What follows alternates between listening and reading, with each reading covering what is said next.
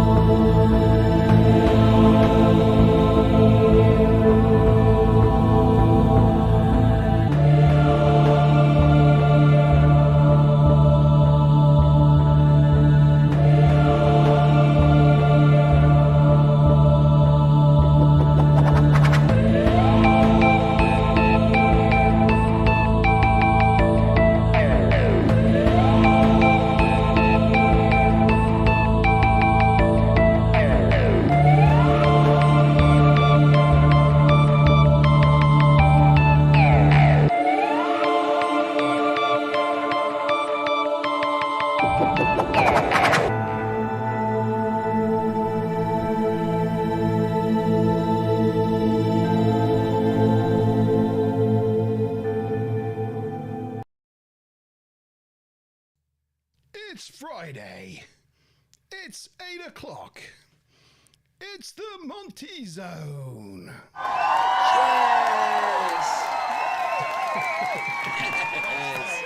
Yeah. Let's have another cheer. Hooray! Hooray.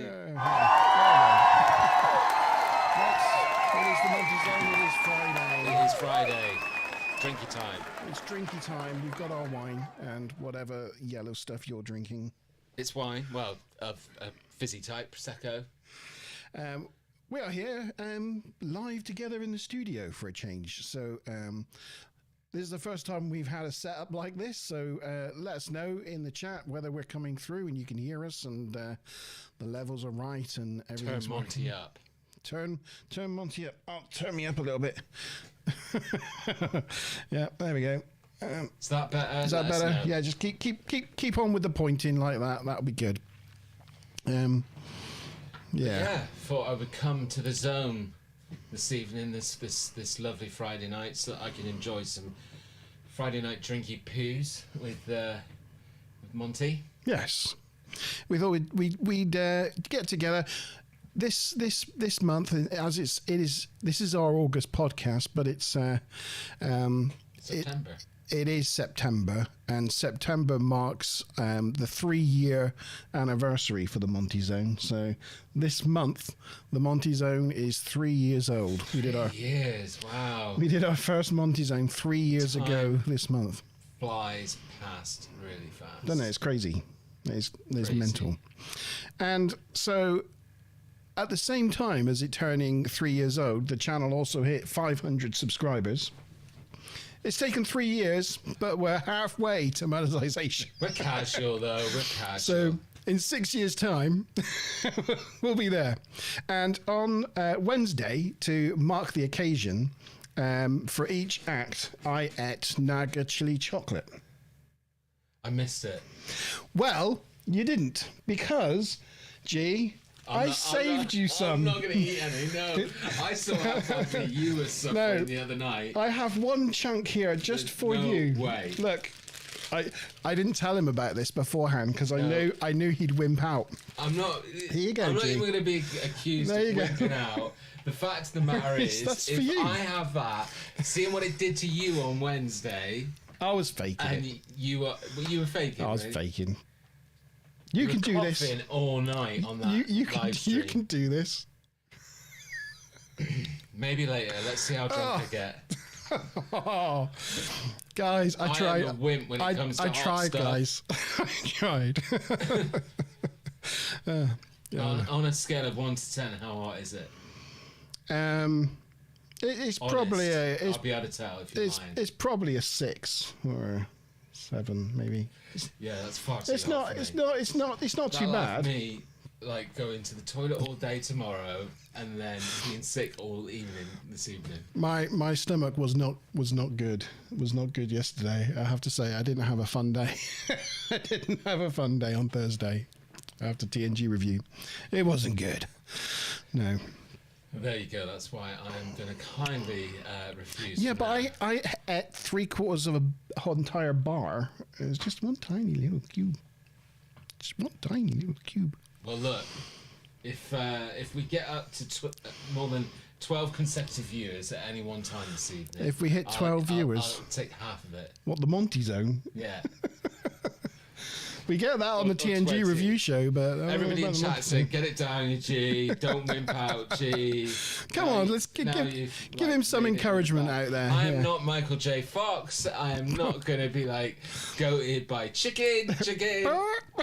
I'm the guy that survived and kept his job and didn't end up in a wheelchair. No, that's true. That is true. Yes. Okay. Well, thanks, Kevin, for your encouragement, and Dan. I'm not saying I'm not going to. Smiler. I'm just not yet. Not yet. Okay. I'd all right. rather get a bit of the show under our before I start throwing up. Okay. Fair enough. Fair enough. I'll match you. I've got chocolate there waiting for me. There we go. Okay. All right. Okay, so yes, welcome to the Monte Zone. 3 years in, and tonight's topic is glitch in the Matrix. So, gee, what's that all about? Well, I don't want to get into that right Oh, do you? this second because once I start, it's going to probably take me a It's while all to just go going to come through. out of you, isn't it? Yeah, it's a bit like, you know, when we did the ghosts one and you just think that ghosts are ghosts, but then when you break it down, you've got like residual ghosts and you've got, you know, lots of different elements to it. Well, it's the same with glitching. It's Right. not just as simple as glitch in the Matrix, although that's what we've called this episode. Okay. So glitching is quite complicated. So we'll get to that shortly. There's some other stuff that I wanted to go through first. I believe, well, before we go to the glitching, you want to give the science part of it, didn't you? Give a bit of science background to it. Well, I was just going to point out some practical ways that, we could be in the Matrix that's come up in science in recent years. Cool. Well, that's going to add to what I've got, certainly. Smiley, just let us know if my levels are okay now. That would be awesome. Before I crack on, just to say good evening to everybody that we've got in chat. Thank you for coming along. Don't forget to like the stream. So good evening, Dan. Good evening, Kevin. Thank you for being here as usual, Smiler, our Suffer and Wrench. And who else we got? Is that everybody? Pretty much for now. But yeah, please don't forget to like the stream. It really, really does help. So yes, I hopefully you all got to check out the recent vault that I did and uploaded, which was called UFOs are #trending. Shame the video's not, but no, it's not doing bad. It's doing all right. It's doing pretty good. I'm pretty pleased because it's been a while since I did the vault. But if you guys got to check that one out, you'll be aware that at the end of the video I had a little bit of surprise video. You'd have liked it, Monty. Throughout the video, there's little things that says, look, if you're observant, you'll know there's a special extra video at the end of this video. So it's like making sure that people are watching and looking at everything that's on the screen. Because you know how much I'm all about that, and making sure that people are really checking the detail. Engagement. Yes, so good bit of fun. But you guys will have seen, if you have watched that at the end of the video there was a special extra piece of footage where I wanted to get Monte. Well, what I did is I didn't give my viewpoint on that video, and I wanted to do that at the same time showing it to Monte and getting his views on this piece of footage. So we're going to watch that first, and then also since doing that video, there's a couple of things that I've been thinking about that then made me go back in to look at some of the content again, and I came across, well, it's a piece of footage that I was familiar with, and I'm so angry with myself that I didn't include it in the video, because it is essentially where it all came from, but I forgot about it because there's so many things that I view and save and whatever. So yeah, I'm gonna share that one, which is probably the actual best. So that in that video, it was all metallic UFOs. All right. That are primarily cubed in shape, or they have been noted and recorded as shape shifting, so changing shape. Oh yeah.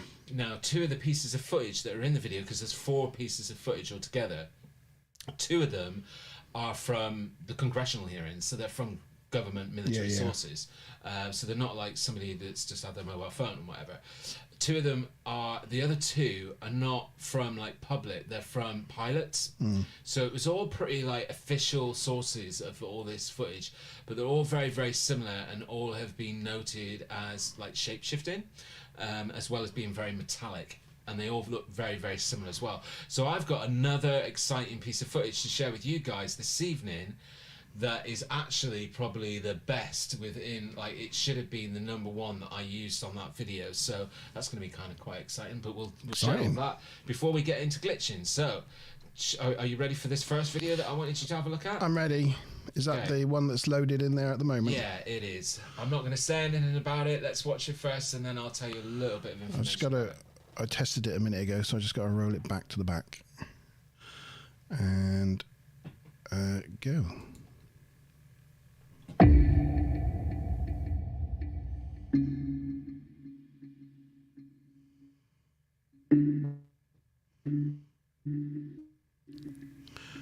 Oh, I don't think it's coming through. Oh, there it is.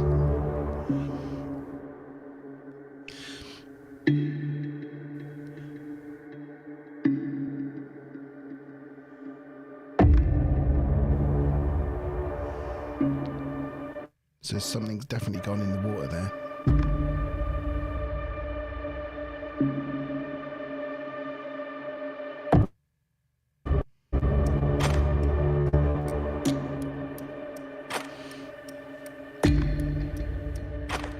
I don't think my wireless network's doing everything this evening.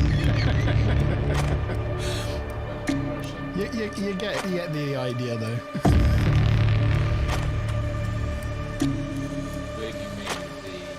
Thing in the picture is not because of lag. Oh, is it not? No. Oh.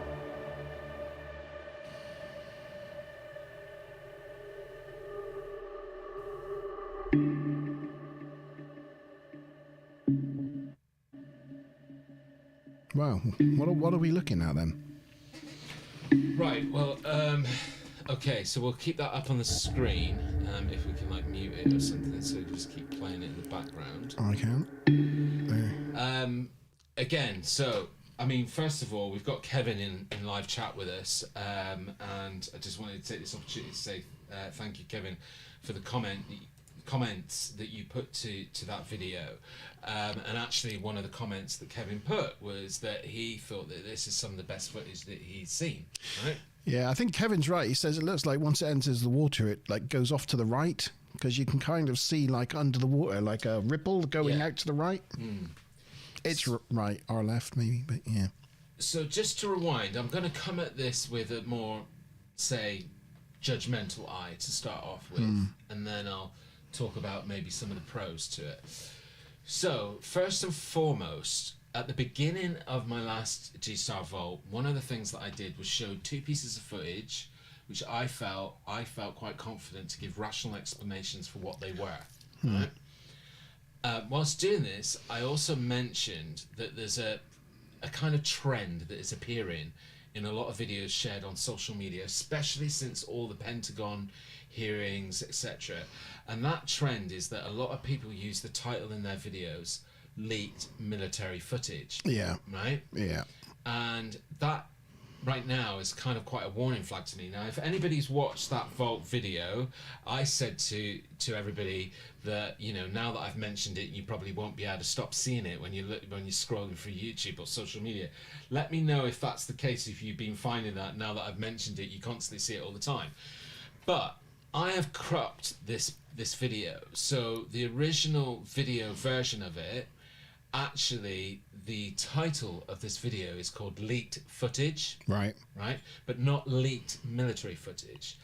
But that makes me question it even more, because when somebody says leaked footage, well, where's it leaked from? Like, you know, because this certainly isn't military footage. It's not, That's nice. you know, it's not obviously filmed on a military camera, because we're not seeing any of the other stuff that you would see that you get on their sort of like, you know, they're more like industrial cameras, aren't they?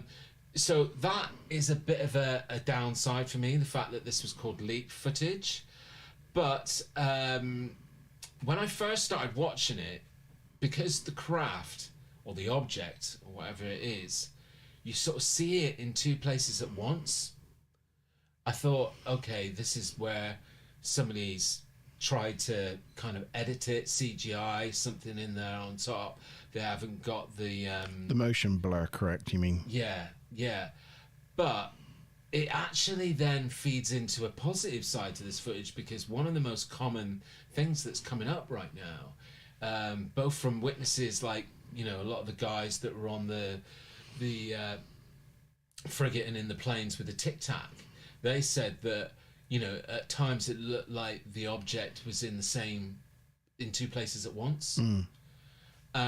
So, you know, that's not beyond reason, because there's a lot of theory, if you want to call it that, you know, these craft are using things like anti-gravity or dimensional shifting. It doesn't seem unreasonable then that they are using a technology that's unknown to us that kind of does different things to space and time. And, you know, so I wouldn't naturally use that to discount this footage. I then started taking a closer look at where it, you know, submerges into the water, and having a look at whether, you know, because ultimately if you look at this piece of footage, you could say that it was filmed and then the object was added later. So something splashed out of the water, but then again, if you go back and watch it over and over, you're thinking to yourself, well, that either is some amazing, impressive CGI, even though the quality of the picture is not great, or it's real. So Yeah. it's either one or the other. It's either really, really good CGI. But again, I'm not past that, because I've said many, many times before when talking about CGI, is that it's very common that people will do these tricks and then dumb the footage down, so they make it look a lot more blurred and a lot more old, or, you know, so it's a lot more amateur looking. So You can't see the strings. Sorry. So what are you thinking? Because I've been doing a lot of talking with you. I don't know. I think Kevin said, or I think it's Smiler there said space shuttle stuff re-entry, and Kevin said that would get up in re-entry. Actually, if you take, say, the Falcon 9 rockets from SpaceX, for example, the first stage of those rockets self-lands back on a barge or a landing pad. But the second stage of those rockets does splash down in the sea, generally. So you do certainly get space debris and pieces of rockets, you know, splashing into the water. So do you think that's what it could be? Because that's obviously something, again, that I considered, whether it was... it could be. It like could something be. from a satellite. Or, Yeah, it could be. It could be some sort of like, I don't know, ordnance test from like a battleship, because they test fire, the big Vickers guns and things. Oh yeah, I see what you're saying. It could be an ordnance test. Yeah, it could be a whole bunch of things, couldn't it?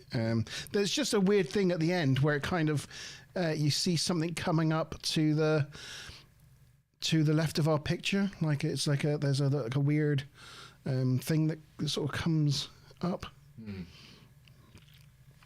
But, yeah, I mean that's a really good point actually. Like it could be something that's firing off.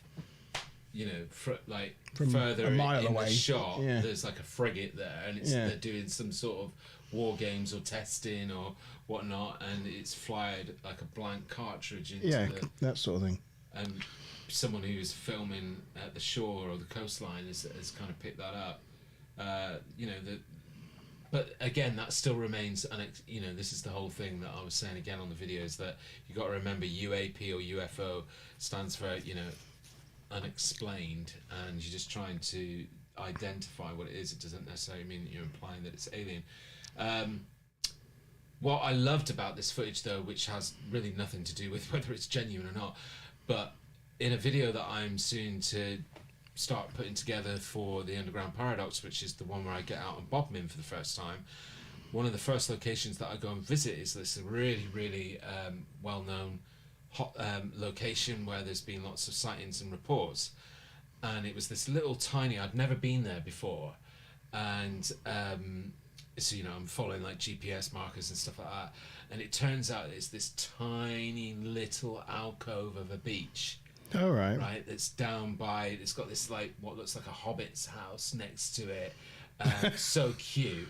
But this little tiny pebbled sort of alcove of a beach, it was like finding a secret nook or something somewhere. It was really beautiful down there, and it looks almost identical to that location where that footage is filmed. The little alcove of a coastline. So it sort of caught my attention because I thought, oh, that looks like it was out where I was the other day filming. So, but good bit of footage, right? Good bit of footage. Yeah. Oh, and a good evening, Wookie. By the way. Yes, good evening, Wookie. I did put it in chat. So let us know what you think in chat, whether you think just give us a thumbs up if you think that footage is genuine and worth more consideration and investigation, or give us a thumbs down if you just think that it's somebody messing around with special effects. But I definitely think it was something more. It looks like something, doesn't it? Mm-hmm. Yeah. But you never know. Right, now let me find.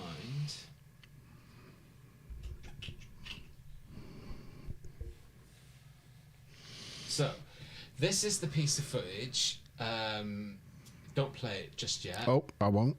That I was just telling you about, that should have been one of the main pieces of footage within that last vault that I did. UFOs are #trending.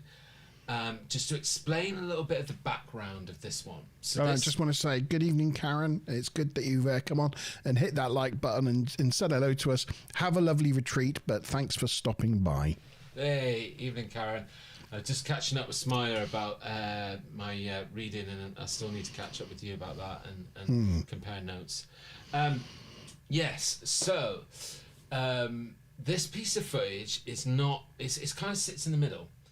It's not military, but it's filmed on a government craft plane. Right. That's customs. It's US customs, and it's filmed around Puerto Rico. The airport. 2 seconds. So they're the type of people that like stop drug runners and things like that. Yeah, it's Aguadilla Airport in Puerto Rico. How's your pronunciation on that? Probably rubbish. Let's be fair. Let's not lie. But it's in Puerto Rico, and I think that's pretty much a good pronunciation of Puerto Rico. Puerto Rico. What did I say it was? Aguadilla Airport. That's French. Anyway, definitely not French. Moving on. So that's the location of the world that it's in. Customs, US customs. Yes. Basically, we're flying into this airport or doing a flyby, and basically they picked up this green light. So they turned on their infrared camera. Right. And this camera is like £1 million camera. And so the footage that you're about to watch, it's all at night time. Okay? And what I'll do is if you play it, I'll talk through some of what you're seeing, but it took them a while to really be able to get hold of the object and get the camera to track with it. But anyway, watch the footage. Okay. Oh, 2013. Right. 2013. and it's nighttime. Night camera. And this has footage been from. part of the, let me get this right, the APRO, or the guys that have been doing the congressional hearings. This is part Right. of some Some of the footage that's come out in the congressional hearings. I see. Hi, Chiltrix. What a name, the Chiltrix. Very cool. I like it. Evening. Yeah. Matches our theme for this evening.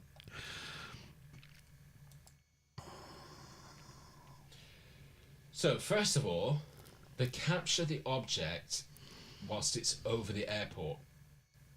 And it takes a really good look around the airport. Okay. Can you see the object yet? No. They get it in a minute. There it is. For those of you that have watched that Vault video, already you're going to start looking at this going, oh my god, it looks like almost like every piece of footage you shared.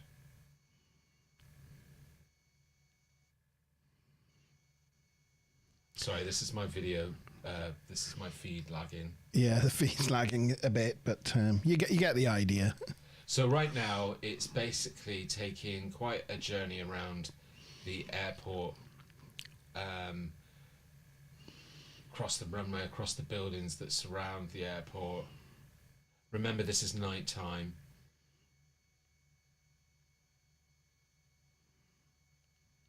It looked like it was tumbling then or something. You see shininess coming off of it.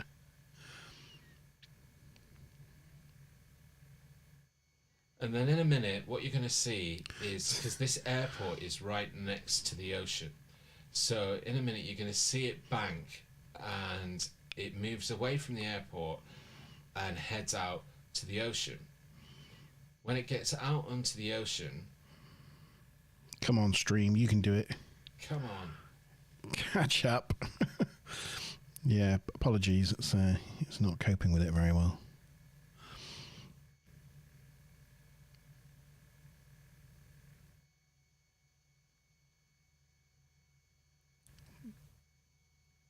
Oh, there it is. Right, so now it's going over the ocean, but it starts going under the water, but its speed and nothing changes. It doesn't breach the water. It's now underneath the water, comes back out again. Is it going through the water, is it? Yeah, that's the ocean. And in a minute, it does something blow my mind amazing. And it actually splits into two.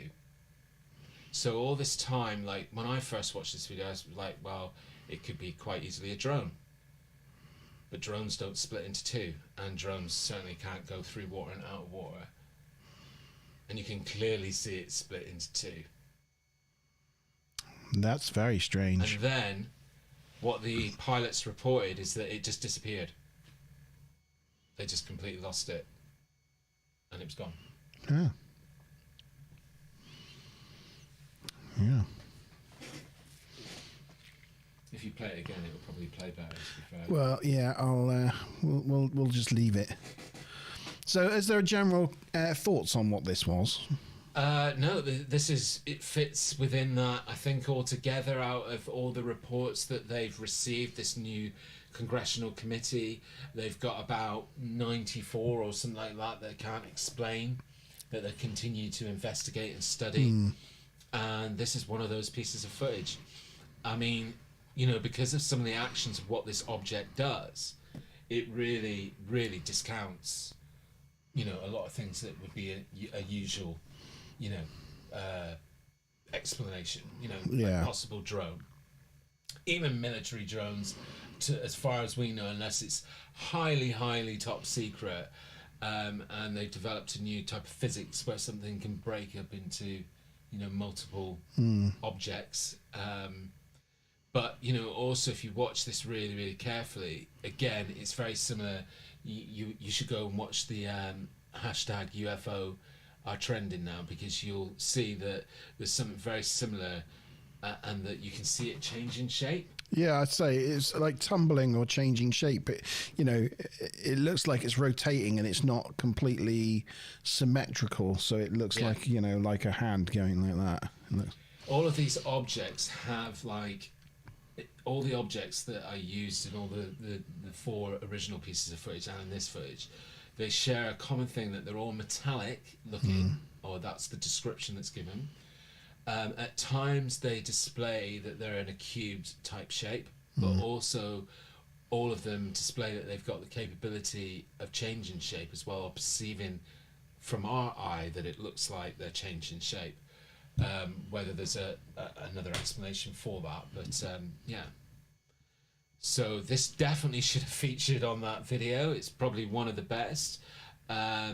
And it was what initially inspired me to actually, funny enough, do it. But it's just because I watched this originally probably about 9 or 10 months ago. I completely forgot about it. And then I happened to be going through some of the footage that I used for that vault, and just thought, hold on a minute, I missed a trick there.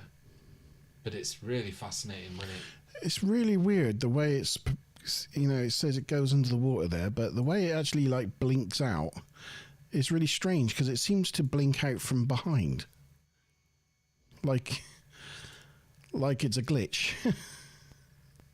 You know what I mean? Well, strange, because we're going to come to that in a minute. Glitching. Yeah, it just doesn't look like it's travelling through anything. Yeah, we don't know what the weather conditions were like. I mean, it looks from the camera angle there, it looks like it was a dry night. Don't see any rain or anything.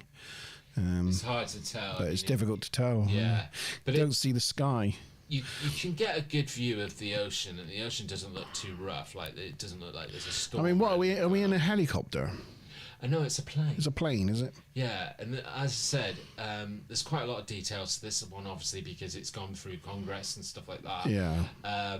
But this was filmed, like, the camera that it's been filmed on is like £1 million camera. It's like they have to use it for all sorts. I'll tell you what, it's actually looking. I'm just looking. I don't know if I'll be able to stop it in time, or have I gone past it? There.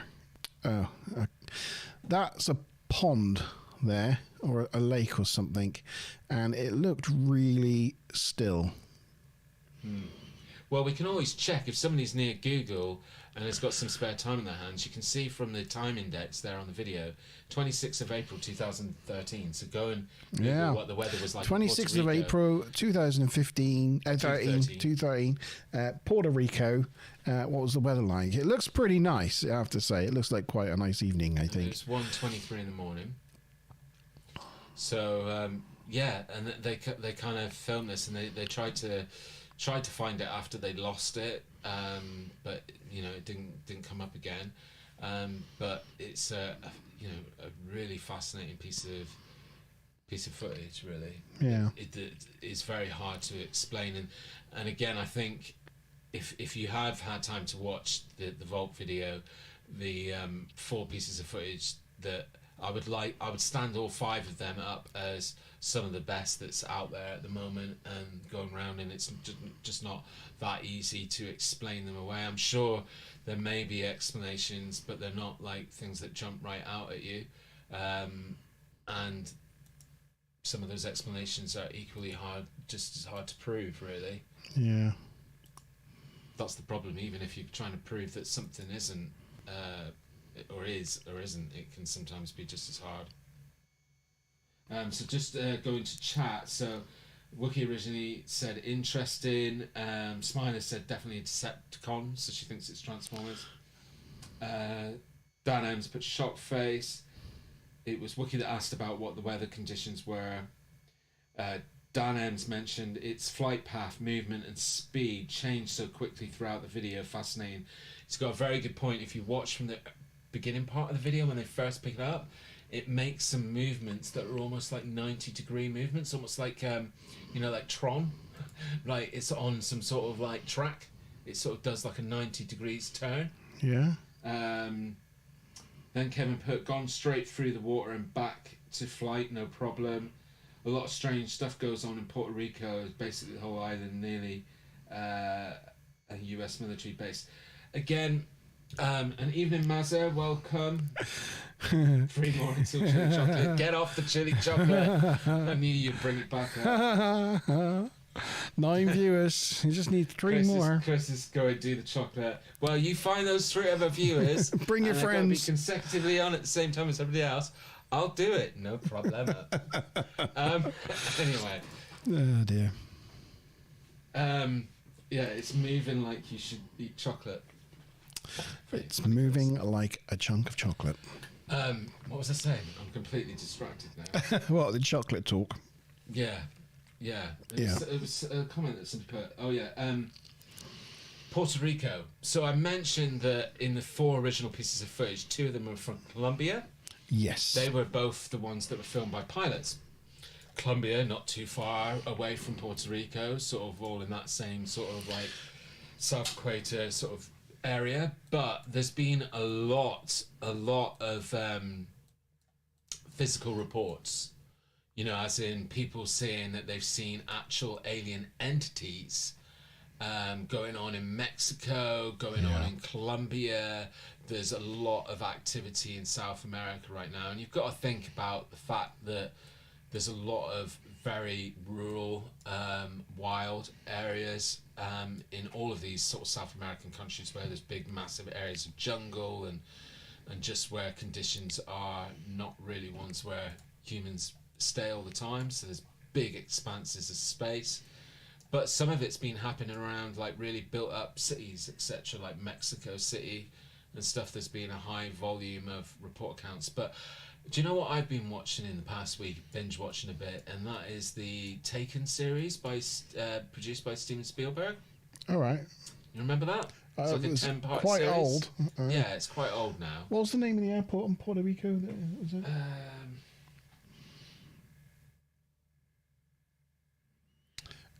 Okay, she's got the weather history for Aguadilla. So it's spelled Aguadilla.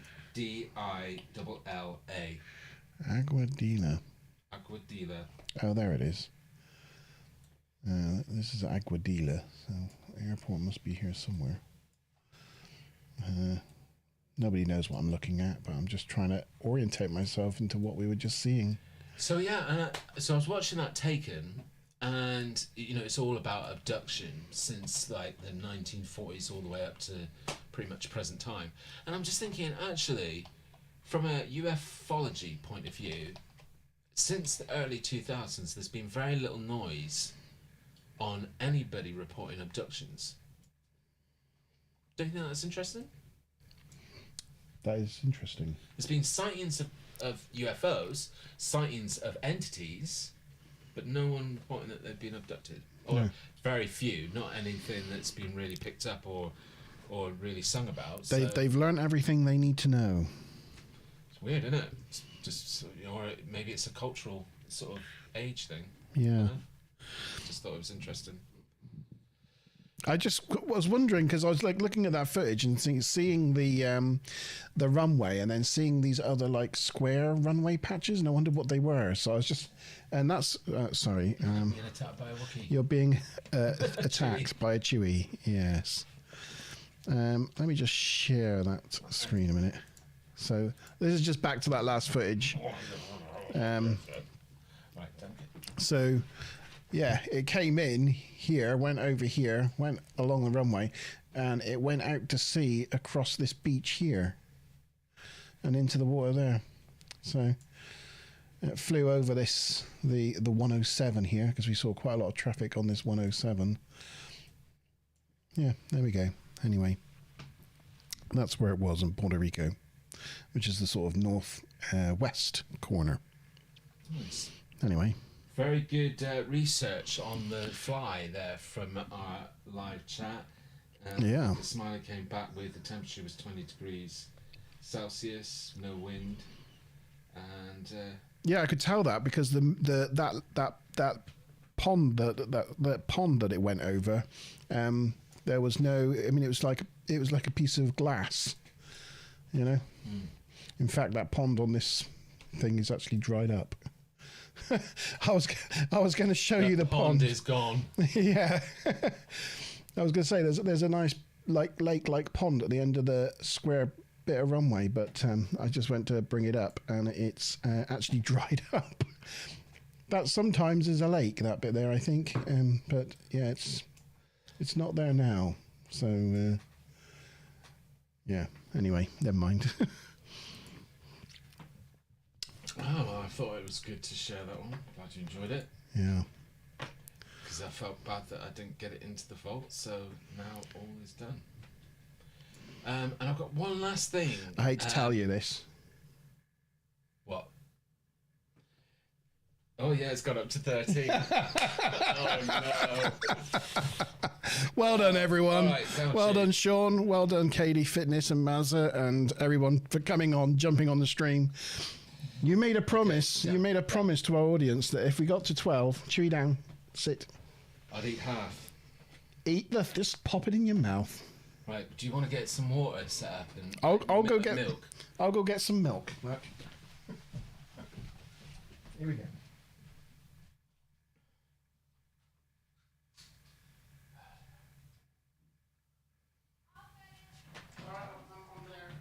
He's there, he's getting me the milk. I'm getting it. You all asked for this. You could just bring an end to the stream. I could end up having a heart attack. I don't deal with spicy stuff very well at all. So, you know, this could go terribly wrong. Like, literally, anything beyond a tikka masala, I consider to be far too hot. That's sweet. And The masala's got no heat at all. Well, that's exactly because I've got super taste buds, so I taste everything much stronger. He has superhuman taste buds. No, it's not superhuman. It's just Superhuman. called super taste buds. If anybody doubts it, go and Google it.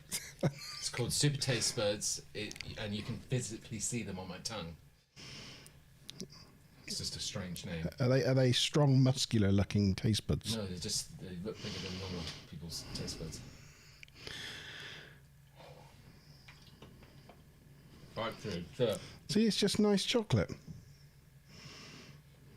no, it's not. No, it's chocolate. It's already burned in my mouth. There's milk there for you. He did it, everyone. Let's have a round of applause for G-Star. See, it wasn't that bad. Oh, God. Oh, God. It's not that bad.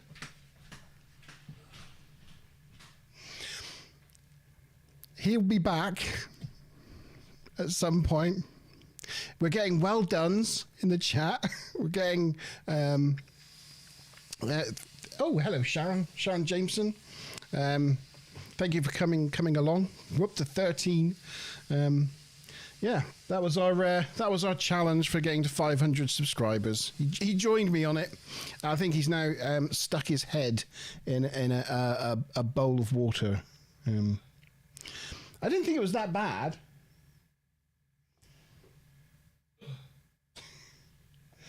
I don't think he liked the chocolate. So one of the things I was going to talk about this evening is with the glitching into the matrix, the question of, are we in a simulation? So give me your thoughts in chat. What do you think? Are we living in a simulation, or are we in the baseline real world?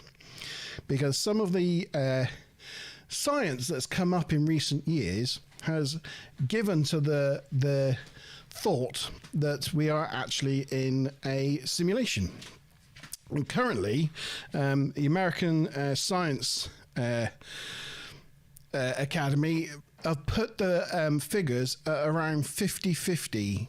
They think it's even Stevens whether we're actually in the baseline real world or in some kind of made up simulation.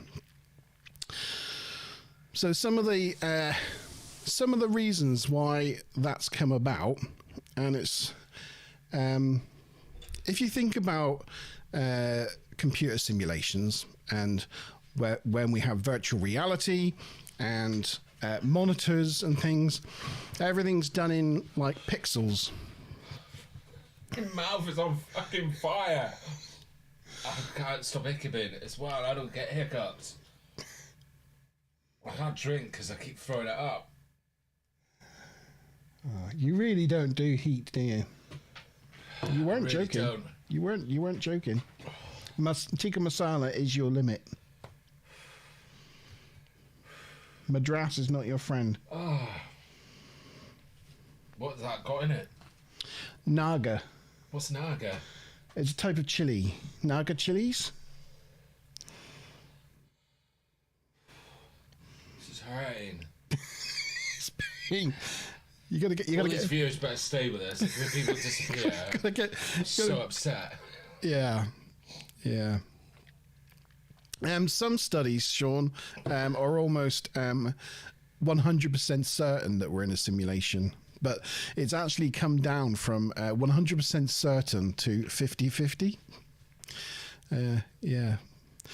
Sharon says you're looking a little rough, but well done. Well done, you. It's going to be hard to talk. Shall I do a little bit of talking? Shall I do a little bit? Yeah. So, yes, I was talking about pixelization. So, recently, with quantum mechanics, we've been delving deeper and deeper into the very fabric of the universe and what actually makes it up. So, they take apart the nuclei of atoms, the actual protons and neutrons, and using the particle collider, they've discovered things like that they call them quarks and gluons. And quarks and gluons are the building blocks underlying everything. And they can't be broken down into any other divisible things. So if you think of them as like the very pixels of the universe, then the other thing about quarks and gluons is they have no mass, right? Right. So the very thing that makes up everything you see around you, me, the desk, the camera, everything, the planet we're on, they're made up fundamentally of quarks and gluons that have zero mass. They don't have any mass.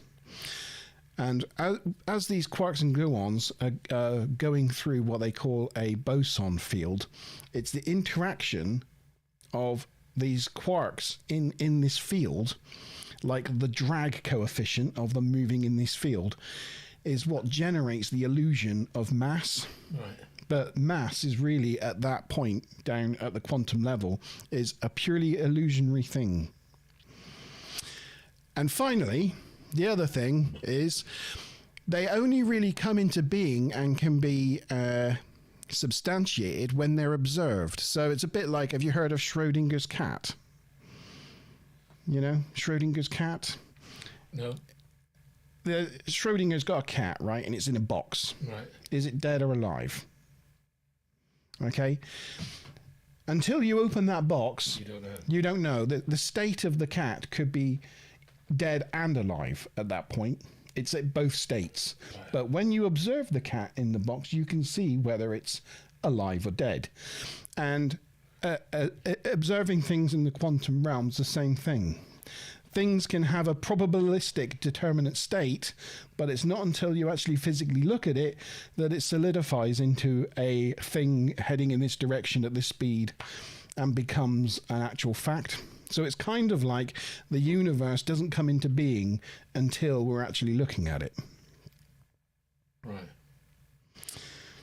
So it's things like that make people think, actually, when you're looking at quantum mechanics down at the basic level, it really does seem like a simulation. But yeah, there's another thing called quantum entanglement. So if you take one particle that's quantum entangled with another particle, they can be at other opposite ends of the universe. But if you say heat up this particle at the other end of the universe will heat up exactly the same time as the first particle because they're connected. Even though that breaks the laws of speed of light. Right. Because it'll be affected instantaneously. Quantum entanglement. How can that be? But they point out that if you have like a space in, say, a virtual reality, that whole space in that virtual reality is the same distance from the core processor that controls that space. So if you have to send one thing from one side of that space to the other, it'll send. But if you want two pieces of that space to change at the same time, because they're the same distance from the CPU, they can be both changed at the same time. So they link quantum mechanics to almost being like the central processor for the universe. So, I mean, one thing that after hearing you explain all of that I want to ask, excuse me, sorry, and can I just say for the record, half the issue is the burning and like what feels like a fire going on in my mouth, but the taste is disgusting. Like, that's probably even as bad as the burning. It feels like I've got some sort of... Did you have a really bad taste? Yeah, well, yeah. I mean, I ate the whole bar, didn't I? It was very unpleasant. Yeah. Don't... Why would you do that? Why would you choose to do that to your mouth? What has your mouth ever done to you? I don't know. Good God. Anyway, yeah, the question that I was going to ask, because, you know, we can all get swept away with, you know, things like the Marvel Universe, and that's where a lot of people probably watching have heard the expression quantum universe before, etc. But in real life, we're just still at the real theoretical stage of quantum physics, aren't we? Like, in terms of... I mean, I know... No. This is empirical science now. The Hadron Collider in Switzerland has produced these things. Well, why did I do that? That was such a silly thing to do. I would never, having done that, and knowing that you've done it before, I'm questioning your brain cells about why you would choose to do it again. I'm mental. But no. Really? So yeah, we've created bosons, we've created quarks and gluons. We've observed them in the detectors of the Hadron Collider. So we know they exist. It's not just theoretical anymore. Okay, very cool. So hopefully that's explained a lot of the science for everyone. I think it's only one element of real, like, you know, going to prove some way that there could be a glitch or a matrix or a simulation, if you like.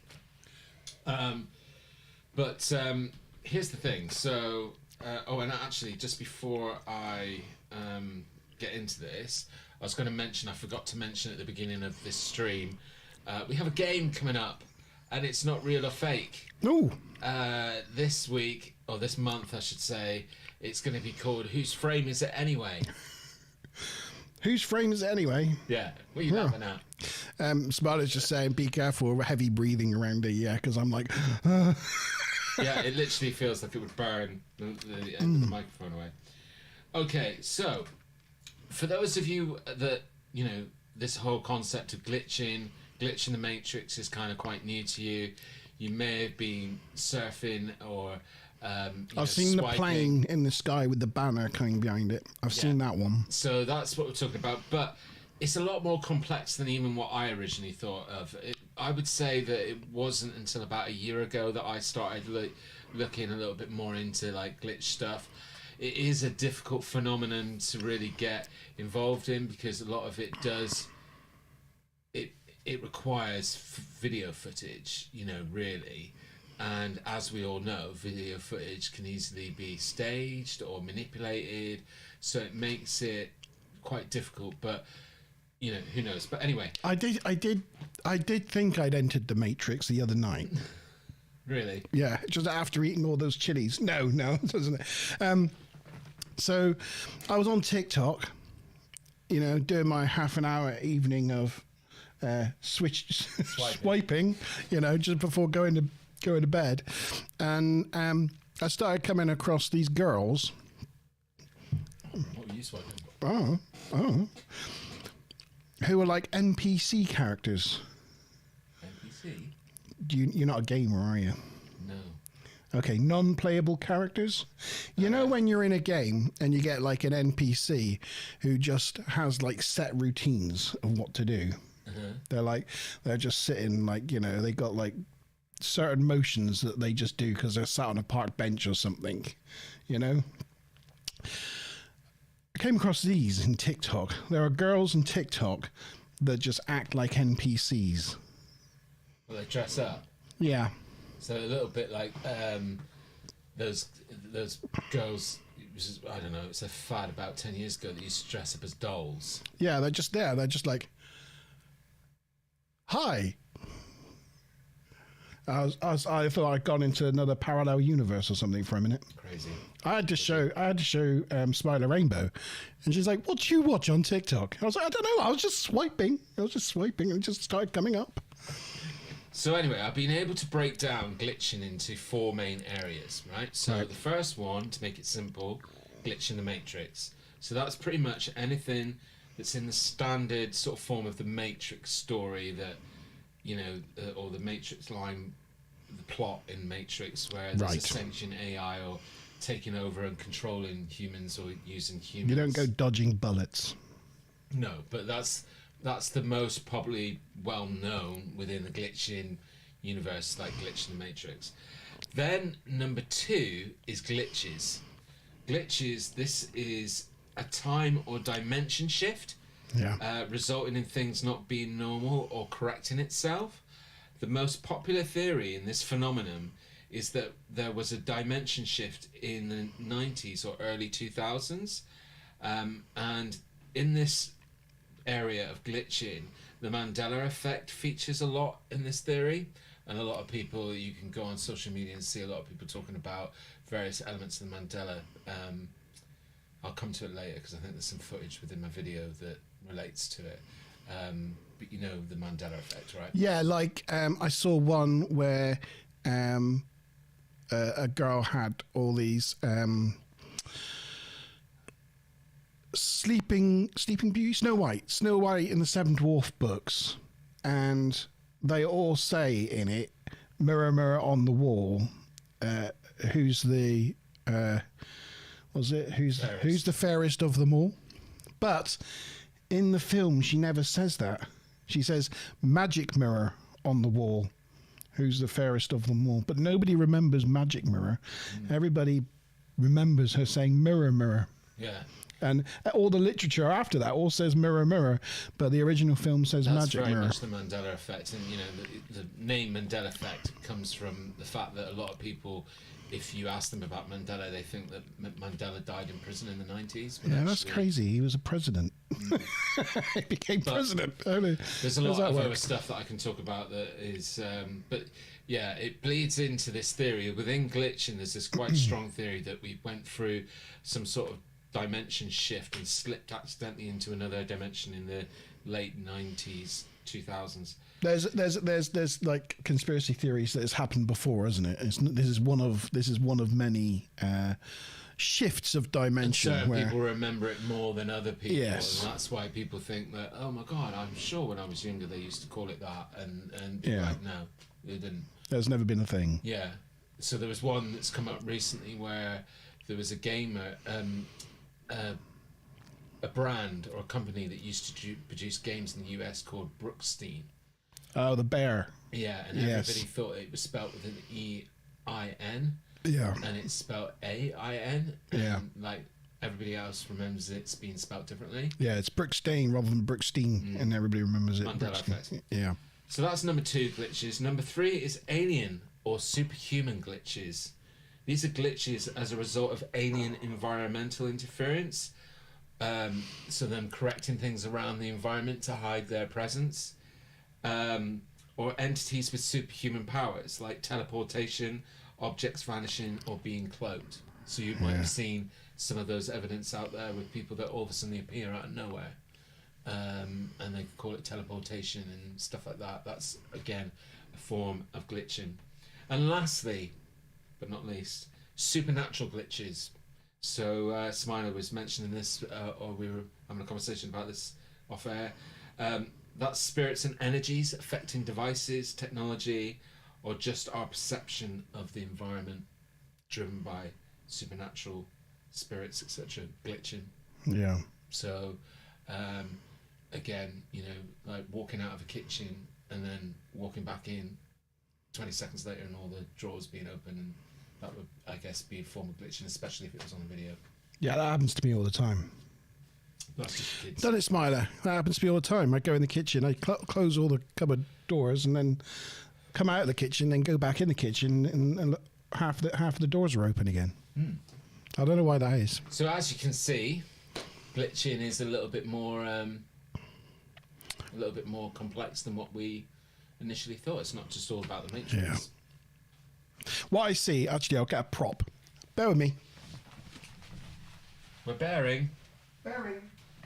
What have we got in chat?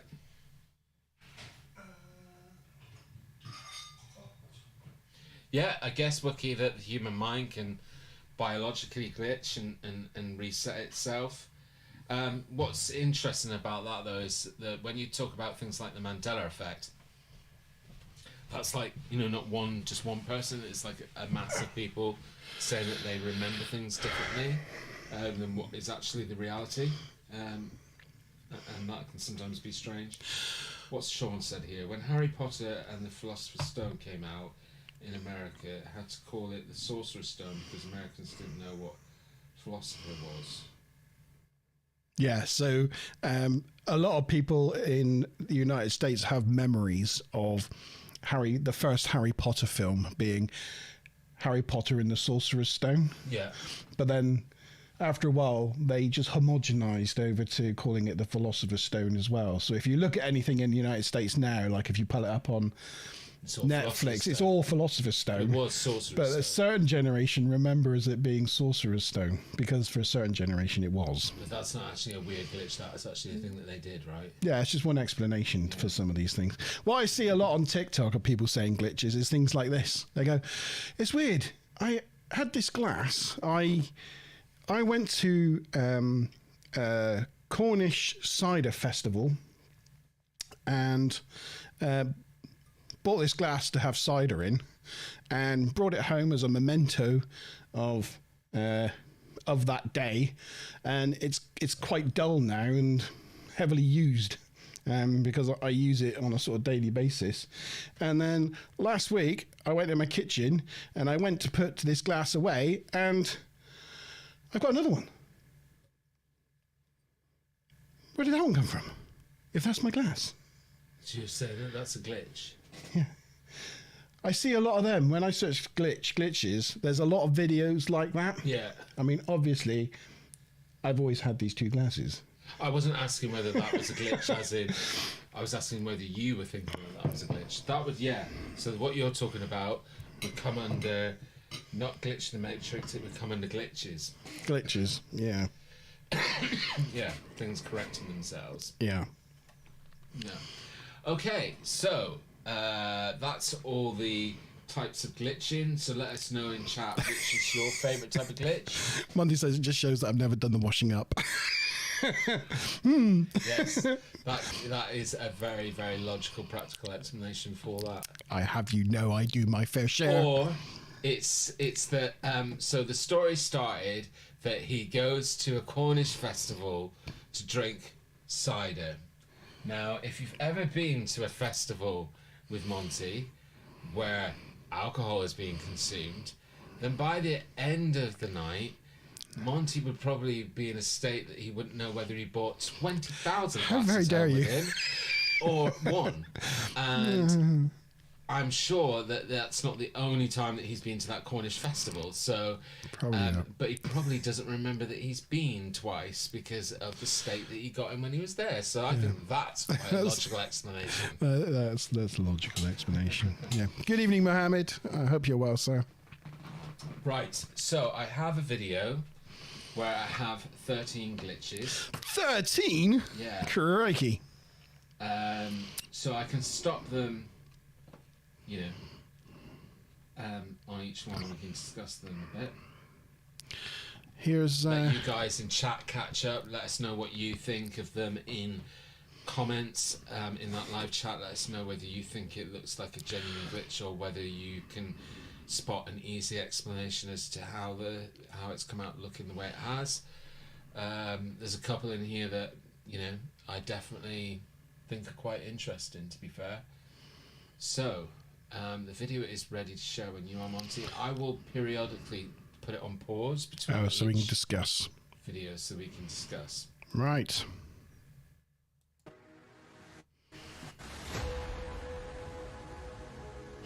This is number one, Disney glitch. You'll have to bear with the quality of the... That guy just came out of nowhere.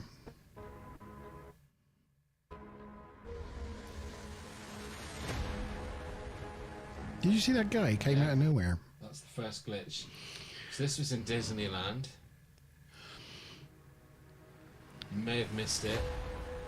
Some of these I have slowed down so you can see it a little bit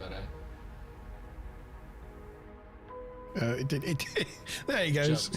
Yeah, jumped, but yeah. Guy in the pink shirt. I'll take it back once more. So you're looking for the guy in the pink shirt. Comes out of nowhere. Pink t-shirt, I should say.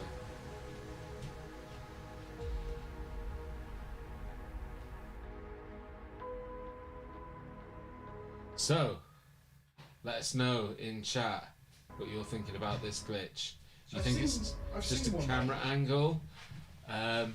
Because in my mind, I've sat there and, you know, watched it a fair few times and thought, right, if it's a camera angle thing, like, I don't know. I don't know quite how you would explain that. Because he's not a very, I'm not saying he's a big guy, but he's certainly not a slim guy. It's not like you wouldn't describe him as skinny. And she looks quite sort of thin.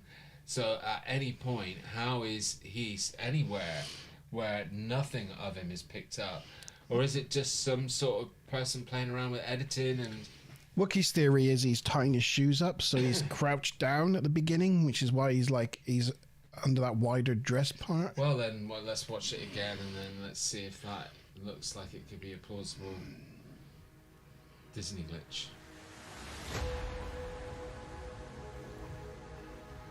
See, he's not there at all. He just sort of pops The out. space that he comes from, you see him in the beginning. It's weird, isn't it? It is weird. It looks weird. It's a really weird optical illusion. Time traveler, Kevin reckons. He was under her dress the whole time.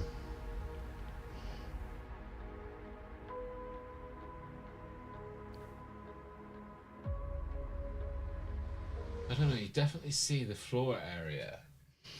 Yeah, I don't know. Well, keep thinking on about it. Let us know what you think in chat. I think he was walking towards, further away, walking towards her, and then at the last minute, changed direction. Okay. So, give it a score. Like, let's say that the best glitch is score number 10. So 10 is the highest, and then, you know, 0 is the lowest. What do you rate that glitch out of 10? Yeah. What do you rate that glitch? We out of like 10? rating things. I think that's a solid 7 for me. Cool. I quite like that glitch. What did you guys think? Number 2. This is called window glitch. Mohammed's drank some Captain Morgan's. I like Captain Morgan. I'm going to be on to the Captain I say Morgans after G the Star's second. got a Captain Morgan here today. Yeah, one of his faves. Yeah, definitely Hi, one of my Stevie T. favourites. Yeah, so this window glitch one, you're going to have to really pay attention to this one, and it's quite a long one. I apologise for my streaming of this video. It's not the greatest.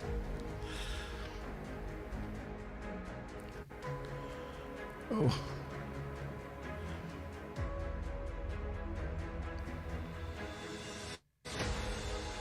might be better if you just email these videos over to me, you know. I can do that while this one's going.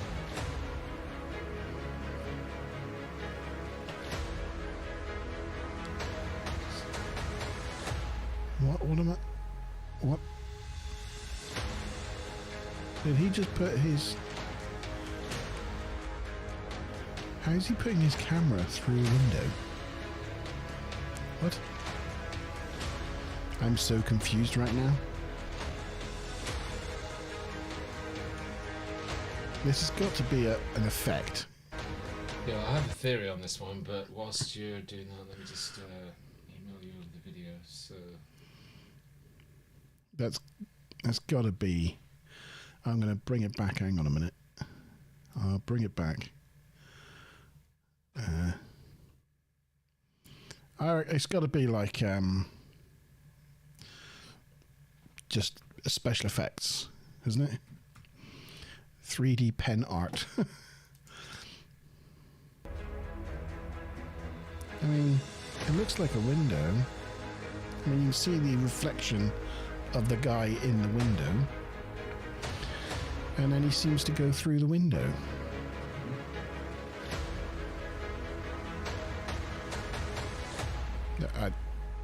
I'm so confused. I'm so confused.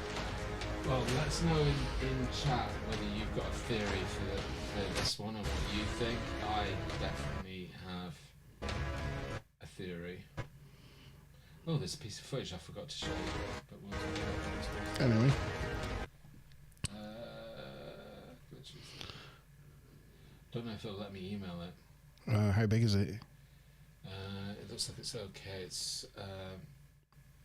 It's going to be sent to your Google Drive. It's going to be sent as a Google Drive link because it's over 25. Okay. Yeah, send me the link. Yeah, I can still open it. Oh no, it's doing it now. Is it doing it now? Should we just talk? Yeah. Just keep, so I'm just giving guys in chat to. I think it's a 3D drawing of bricks.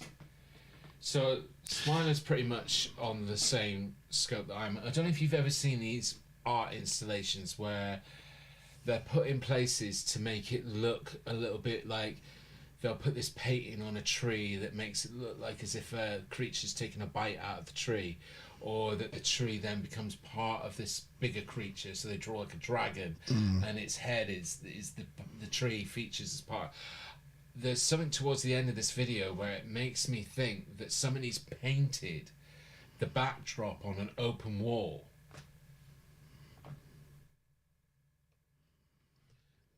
They painted it on the back of an open wall, so Yeah. it looks like you're seeing the reflection of glass, Right. but you're not.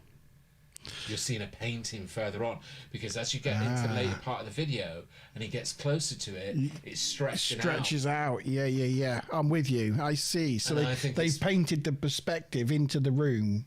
Yeah. Let me know if you agree with me. I'm with you. Yep. Right, I'll just carry on there. Right, sent. You'll see the perspective there. It all looks like distorted and weird. Yeah, that's the thing that's making me think that it's not just a simple glitch. Yeah. That it's manipulated. Yeah. Free cat glitch. Do you want to wait for this one until you've got the? Just oh, hello. Let's bring that over here. I'm just gonna, while you're sorting that out, I'm just gonna top up my drink.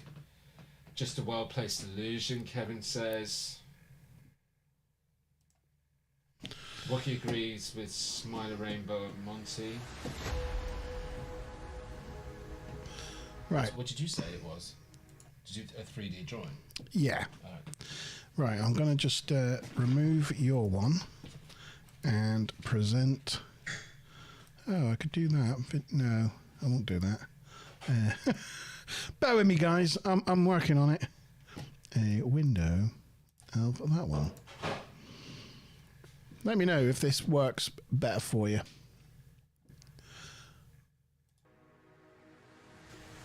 So this was the first Disney one.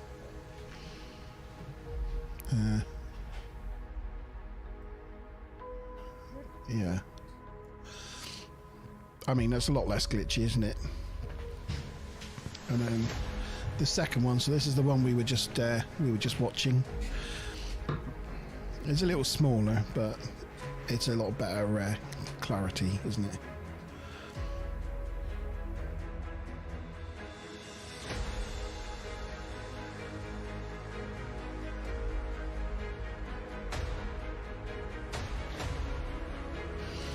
And then he goes through it.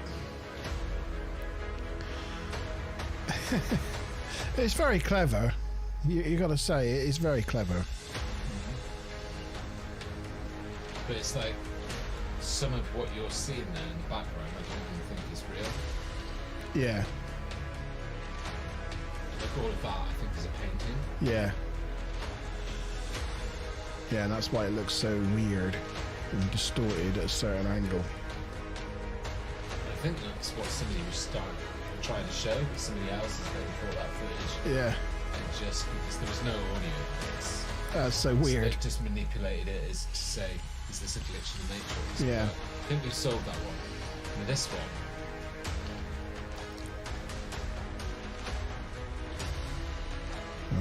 Okay.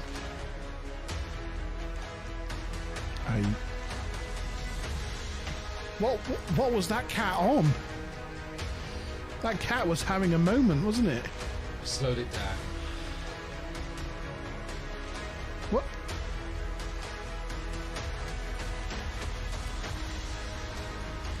What is wrong with that cat?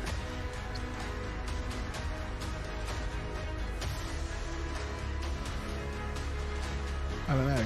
Is that cat just been mesmerised by the water, or is it? Oh, it might be. Yeah. Hey, Stevie T.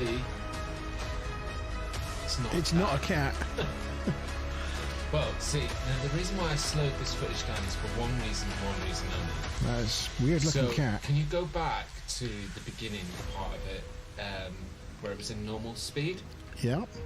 And the reason why I slowed it down, because I'm always looking for both things that prove or disprove, and if whatever jumps out at me, jumps out at me. And there was something straight away that the cameraman, right about when it straightens up, it was in and out. So there you go. And I thought, oh, well, that'd be a perfect place to put a cut and an edit in. Right? Yeah. So then I thought, right, okay, I'm going to take that footage and drop it into one of my editing suites, and I'm going to slow it down massively. So if there's an edit or a cut, hopefully it will help you see it better. But what I was then shocked at is if you watch the water never stops. And that would be your indication that it's cut, edited two pieces of footage together. Keep an eye on the water never stops flowing. So whether this is just some sort of hypnotic thing, It's just it's the cat's just like hypnotised by like the water. So here's or... another logical solution that I thought about. What if there was a bird or something at the top Yeah, of yeah, the signal, and it's You know, like when they're stalking something, they just stop. freeze? They freeze. You see them in the wild do it all the time. Like dogs do it as well. Like we had that thing, wasn't it, with those. It was like. Hold on, I'm just getting ahead of myself. There was these dogs, weren't they? They'd gone for a walk, and it was like the dogs had just frozen in time for a while because they'd seen something, and they were just like, point. You know, it was maybe that kind of. That one though was for me different because that went on for ages. Yeah. This one, I mean, from start to finish, the cat's kind of frozen for about maybe 10 seconds. But if you go back and watch it again, and then think about the fact that there may be a bird at the top of the roof or something, Yeah. and it's kind of got its eyes on it. Yeah, and it's just it's focused on that bird or whatever it is up there. It just looks so freaky. His eyes are so yellow. What do you want? What do you mean by forget the water idea? Forget the water idea. What do you mean by that? Yeah, I don't know. Maybe he thinks the water could be CGI. If you wanted to put a cut in there, Well, if you want it to be clever, the whole thing but could again, the whole thing could be like We're CGI. going to go to that length for this sort of thing. Yeah. So that would be some kind of,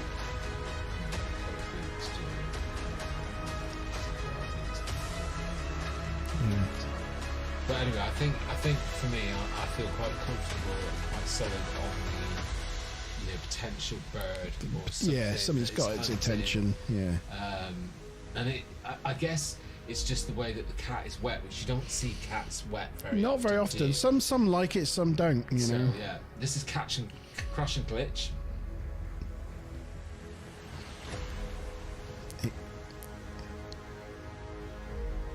Do you think it's already crashed? We see the debris fly out into the road. So What's stop. I would say have to stop it every time. I know. Sorry, I'm not used to control. I'm not used to having the power.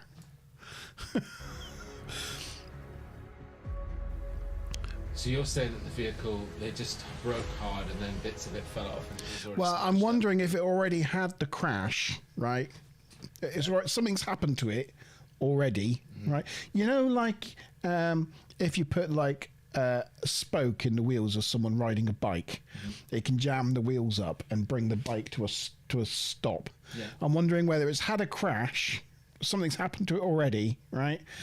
And because of that crash, a bit has fallen off and jammed the brakes just at that moment, and then all the debris from the incident it's just had all falls off the car. That's my guess.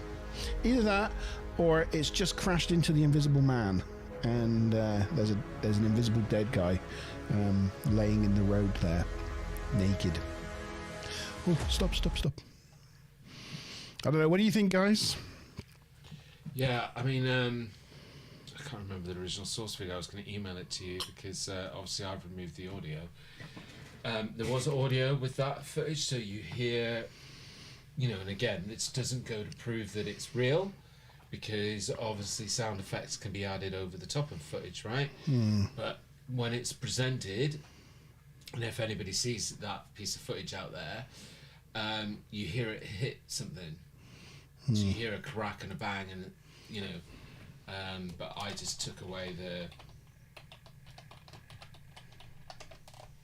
I mean, I was dwelling on this last night, and I was thinking that it could have just been something that imploded in the engine, just randomly. Well, yeah, that it could have been, couldn't it? That's the yeah. Yeah, I don't. Should we have it one more?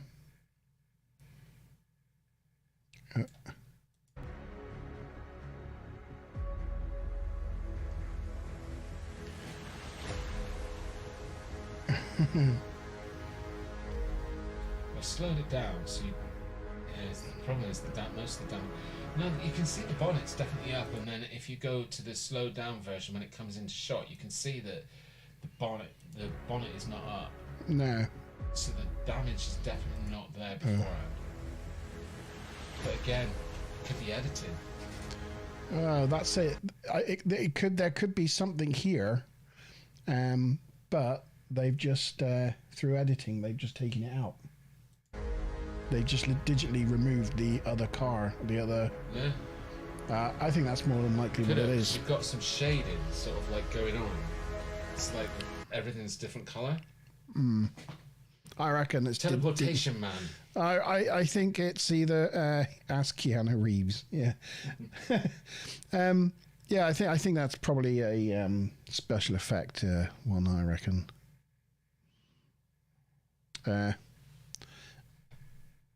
Yeah, it's a composite. Yeah. Yep. Teleportation man.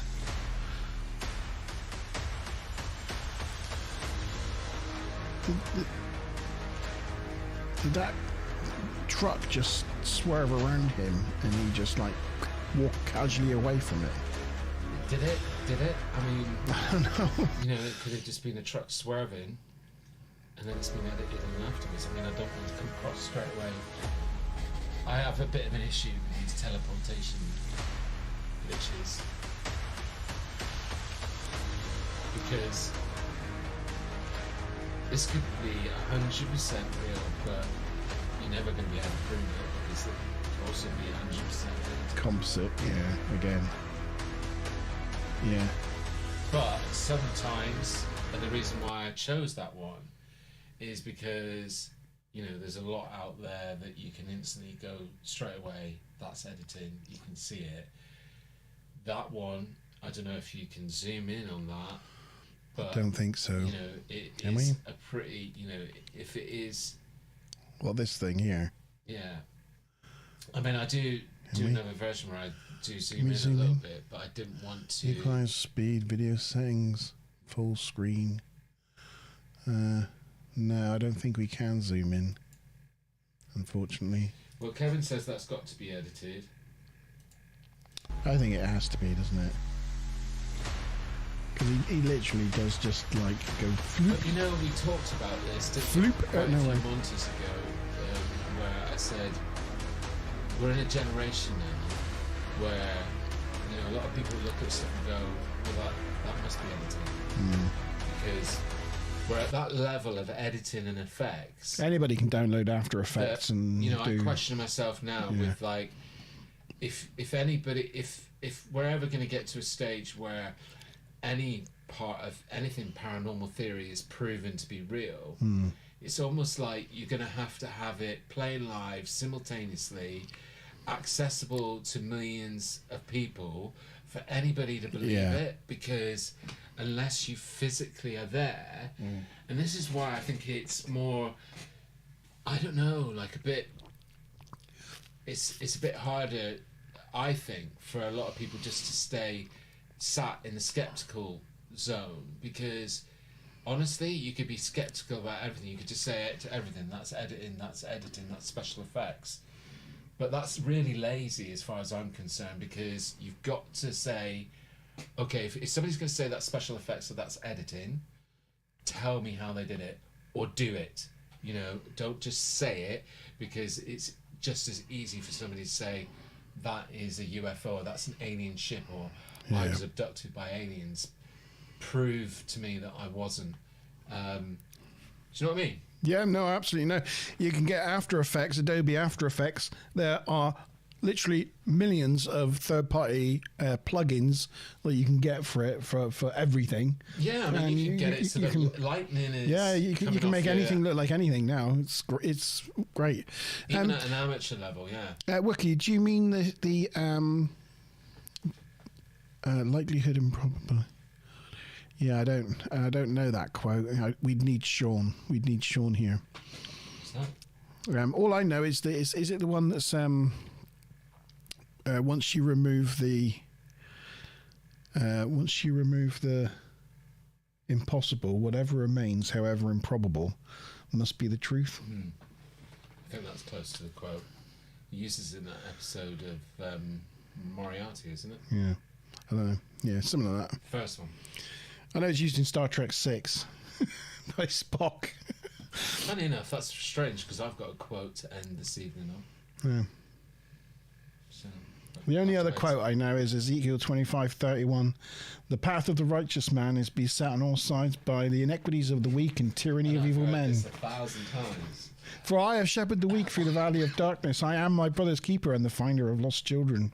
And I will strike down upon thee with great vengeance and furious anger those who attempt to poison and destroy my brothers. For you will know my name is the Lord, and I'll lay my vengeance upon you. I'm just pointing towards the fact there's a massive Pulp Fiction poster right off camera there, because Monte's always been the biggest Pulp Fiction fan and spent years listening to and quote parts of the film. I've even got the script. I've read multiple times. Anyway. Okay, Pussy Glitch. Well, this is exciting. Am I allowed to play this? Is my stream about to be terminated by YouTube? Let's hope not. Oh, no, I can't actually click on the stream. I have to click. That doesn't work.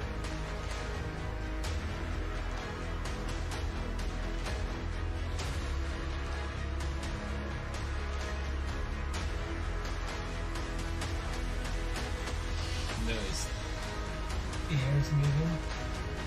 And then towards the end, touching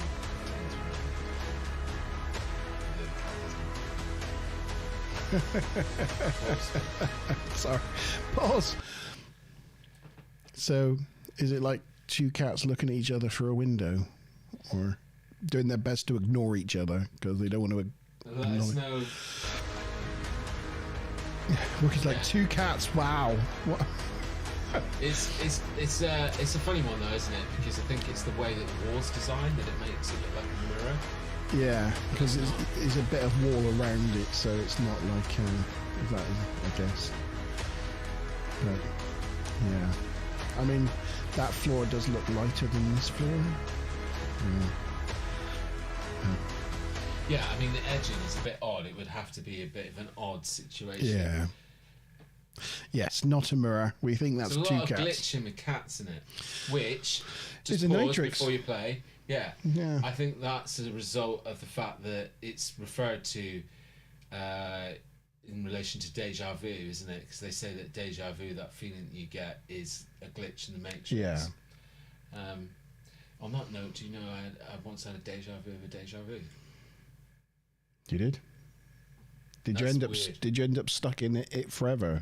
Is it like Just a going around and around. around and I've around? had this- I've had deja vu. I remember that deja I vu. remember remembering this. Yeah. Like I remembered a deja vu, and then I remembered me going, "Oh my god, I've had a deja vu." That was weird. It spun me out for hours. Anyway, Were you on anything? At the no, time? no.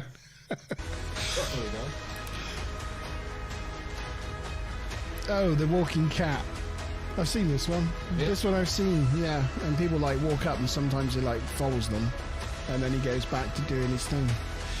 He's like an NPC cat, just doing his thing.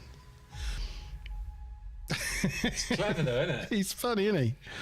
It really looks like he's on a treadmill, He's getting his workout, you know. and it really looks like that floor is moving. Yeah, he's getting a workout. Now this is a really I interesting. don't know. I want to go back and watch that cat. Look at him go. He's getting in the steps. I was watching, I was thinking, well, the floor's got to move because you don't see any people stood on the floor. I think it's just really slippery. Yeah, it's really slippery, and they basically discovered that said that you can't make like the feeling of that. So that's why he's doing this whole. Yeah, somebody should put like a pedometer on him. See how many steps he gets in. I don't know why there's not been any phrase to Michael Jackson moonwalking. There is. Stevie T's come to your rescue. What's that? Michael Jackson reincarnated as a cat. Great minds, Stevie. Tunny. Yeah, That is Tunny. I think it's Tunny. I'm imagining. Yeah, this one, right? Before you play it, Yes, because we've been talking about frozen animals and glitching. yes. The creatures in this stayed as you see them for an hour, Right. according to the witnesses. Okay.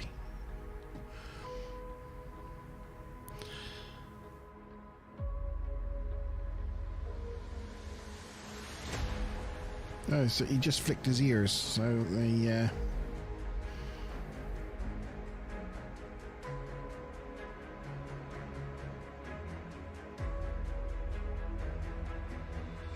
What is their problem? One of them did flick his ears, though. Yeah, it's I not saw- saying that they're like I saw him flick his ears. frozen, but even if, like, okay, so imagine they're not perfectly frozen, but they're staying where they're stood. The thing that backs up what the witness is saying on this is that you can see that it's filmed, or looks like it's filmed, from multiple different angles. So they've had to move. So there's been a period of time that's passed, because there's one that's coming from the right, and then there's another one that's coming from the left. That's the same. That's the same clip. Flipped. Same clip, but they flipped it. Yeah. You can tell because look at the car. It's a silver Golf, right? You look, silver Golf there down in the left-hand corner, look, and it's pointing towards the camera, right? There, see it? Yeah. Now, watch. Same silver Golf, license plates backwards. So So it's the same clip. It's just they. But even still, It's too. It's. I see. So it's. because you can see other things in the environment moving, so you know that it's not somebody's just frozen. It's 10 seconds of them being still. Yeah, but all of them in a whole field. Yeah. There is a random explanation for this, I'm sure. Some people have said that it's something to do with a weather anomaly. Okay, but it looked pretty miserable, didn't it? But It was definitely there's got to be England. almost about 40 sheep there that have all decided to stop in their tracks all at the same time. Tunny says predator. There could be a predator like about, and they've all sensed something, and they've all just froze. Yeah, take it back a minute. Yeah, because I'm pretty sure you can see other stuff in the environment moving, like some of the grass.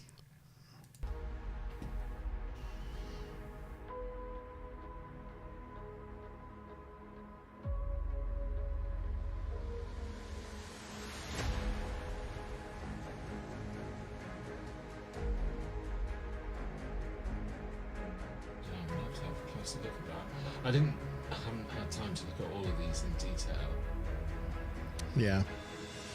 but I thought this was sort of interesting. Yeah, it looks really cool. It does look really cool.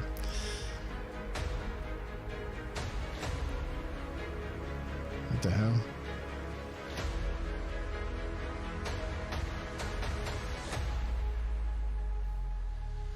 Is that a bird?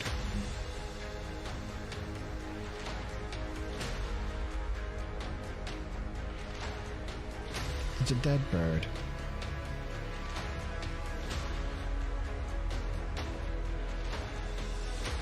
Do you think it's a dead bird that's just sort of floating on some sort of like Yeah. invisible wire, can't be seen? Somebody's penciled out the wire or something? Don't need to pencil it out if it's really thin, like fishing wire. I think someone's just strung up a dead bird, haven't they? For whatever reasons. You know, it could be a thread of like a strand of the electric cable or something's like come off, and the bird's like maybe flown into it, got wrapped up or something. You know what I mean? Yeah. And in the pixels of the camera, it's not picking up the thing that it got caught in. In itself, what you're describing is quite a strange event in itself. It's though. weird. Yeah. So this is what I like about glitches. Which It's I've weird. Found Have you out seen now. one? Have you seen one that's a leaf hovering behind a car? Is that coming up? Okay, there Well, we it may not be the same one, go. So I saw one with a leaf. but you know, there's then instantly will people go, well, a lot of invisible wire and Dead stuff bird like that. caught on something. Yes. You know, but what's interesting when you start getting into these glitches, Steve says hyper efficient birds that can migrate while sleeping.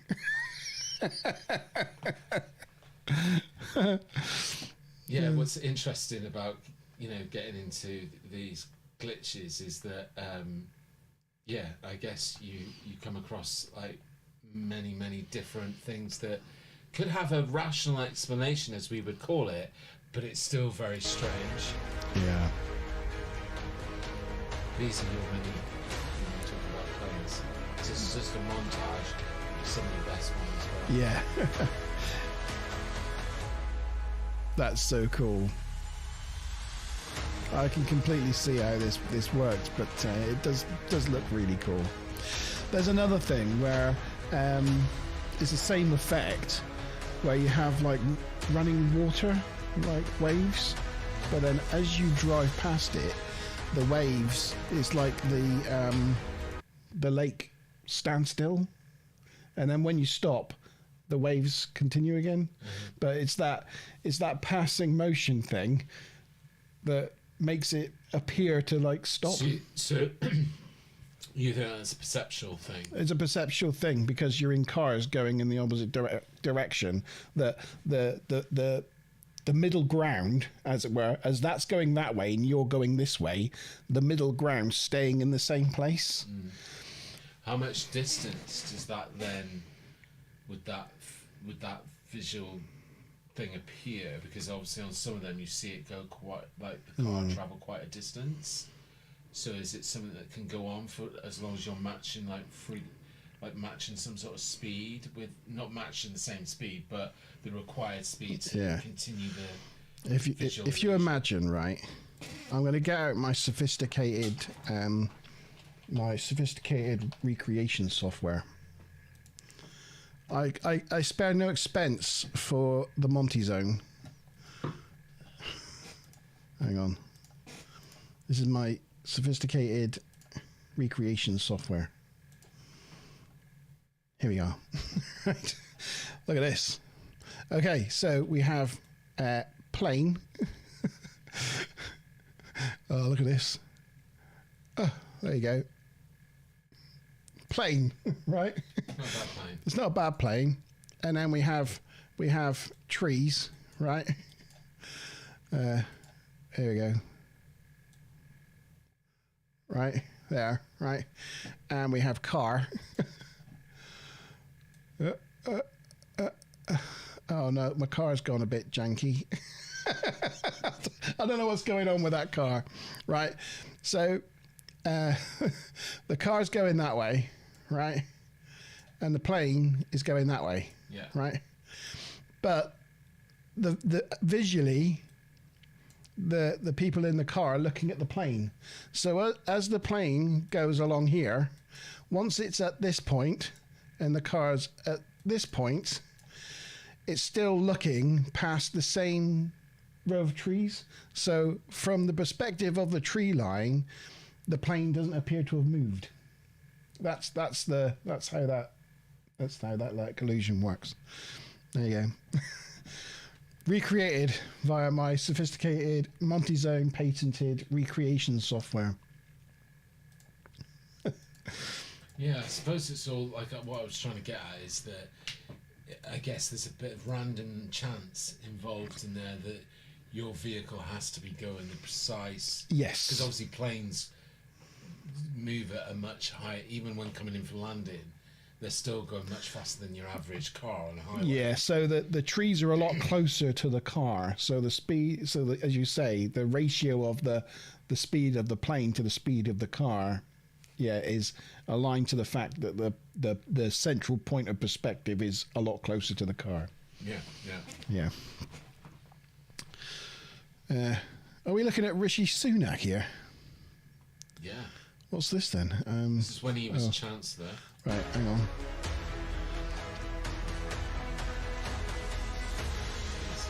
The magical briefcase.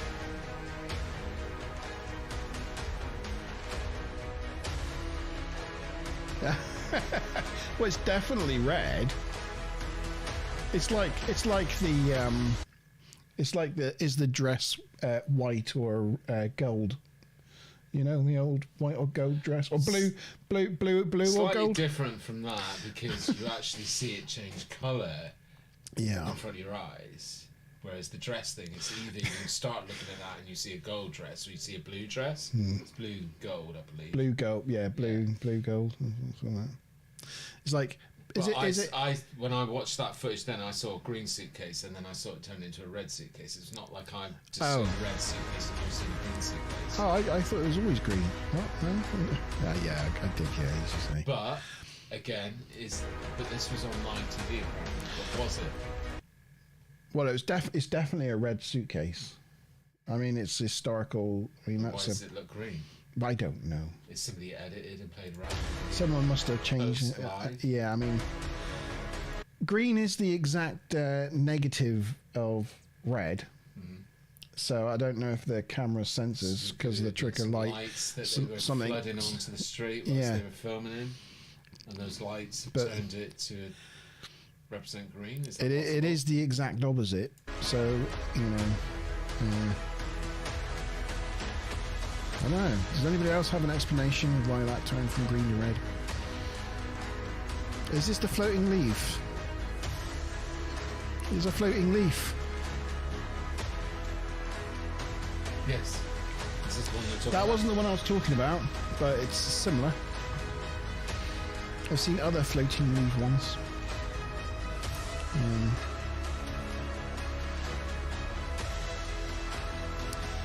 So, I think that has a really easy explanation.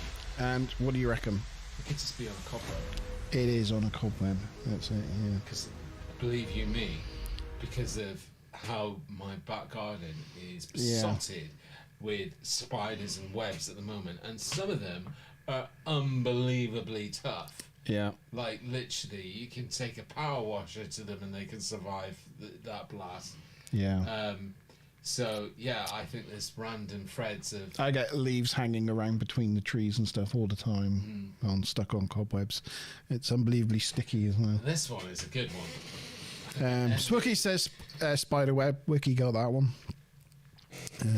Yes.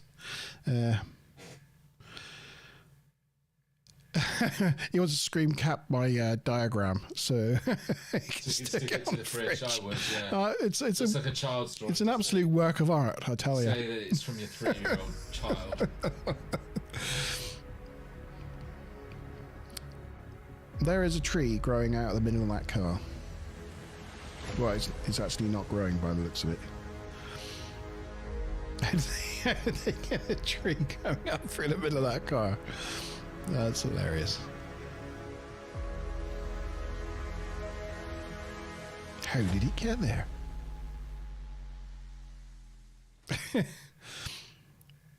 Is that like a... Have you got a backstory on that one? What do you mean backstory? Well, So is there an explanation? I think it was somewhere in Europe, France, I think. Don't know exactly what year it was, but it was to do with a road accident. I think you can see police on site, unless I'm mistaken. Maybe I'm mistaken. How do you have an accident that ends up with a tree in the middle of your car? I mean, it's quite good that what the person... That can't be it. I'm saying no. I'm saying no, that's not it.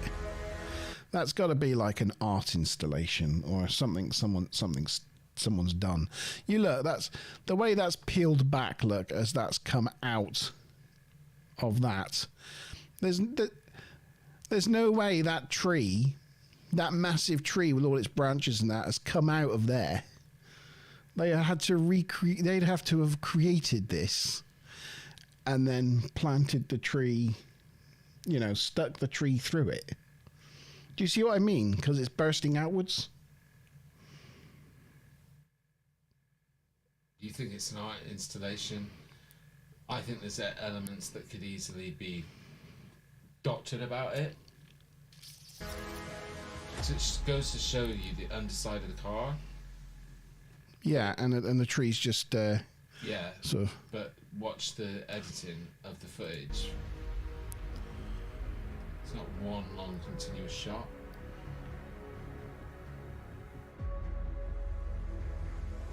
That may be a completely different car. And then it's back to the one. I see what you mean. So you could both be right. They picked up a tree and shoved it into the car Yeah. as part of an art installation. I think it's some sort of something like that, isn't it? It's some sort of message to do with the environment and cars. Cars are killing trees. Yeah. So a tree's growing up through the middle of a car. So I think it's a combination of both. They specifically show that underside of the car as if to say, well, it's not just a tree that's stuck inside a car, when actually I think it is just a tree that's stuck inside a car. I don't think that it's going through the car's bottom, if you get what I mean. Yeah. I think that edit of that shot is completely different to something else. Let us know what you think in chat. That was the last of glitches. There are oodles more glitches out there. All you got to do is jump on something like YouTube and type in glitch that you could watch for yourself. I mean, I'm going to be honest with you, it's not a phenomenon that I've been massively into in the past or paid much attention to because, I'm going to be honest with you, you do get a lot of, junk and fodder out there. But there's some stuff that's interesting, and even if it's got an explanation, it's a really strange explanation on some of them, which, again, makes it really interesting and thought-provoking, I think. which again is what we're about here. It's not just about proving something is sort of supernatural or paranormal. It's like What I quite like about them is I find that the footage is entertaining. Like I like the whole plane standing still and that creepy cat. It's just like it looks really cool, doesn't it? yeah. I mean, the thing for me, if I'm to, we didn't really keep going through the scores, but I think for me, the one that I think stands up best is the one with the cat. Yeah, let us know in chat what was your favourite of those clips, whether it be for entertainment purposes or whatever. Let us know which of your those clips were your favourite. See, here's my standpoint, right? Because with that one with the cat, and I'm talking with the one with the tap and the water. Yeah. We said, oh, it's probably an animal. Further up that it's staring at and it's looking at. That was our explanation. Yeah. But can we prove that? No, we can't. No. And this is what I get when some people, they say something to disprove something, and just because they've said it, in their head, it's, I've disproven you now. Yeah. When actually, no, you haven't. You just said exactly the same thing as what a believer has said, and that you're firm on your belief and what you think, but you still can't prove it. Yeah. Unless you were there. That's where some people have to be careful because, Yeah. But my favourite, what was your favourite then? I liked the one that was like a art installation in a shop window. Yeah, just because I thought that looked really cool. It's clever. I think the amount of effort it must have gone into painting or making sure the stretched image looked completely perfect from a certain point of view, but like filled that room. I thought that was really clever. Yeah, really good. Must have taken them ages. Right, so we want to play the game. You've been framed. Yeah, I was just going to see. I was going to see if I just said everything about the actual. Oh, there was something else I was going to say as well about us living in a simulation, living in the Matrix. One of the other things, I said that. The current theory is like it's 50-50. We're in the base universe, or in the first real universe, or we're in some kind of high future simulation. One of the other things that is evidence for us living in a simulation is the speed of light. So for one, it's a good way to keep humanity or things that live in the simulation from being able to visit other galaxies, other star systems. If you're a creator of a simulation, right, you want to keep your subjects contained, right? And the speed of light is a good way, because if we suddenly went, oh, we've got this way of getting to Andromeda, like the coders are going to have to go, oh shit, we better we're going to create all this content now. put a simulation Mark 2 out. But the speed of light is a fundamental law that basically constricts us to this solar system, and that's about it, really.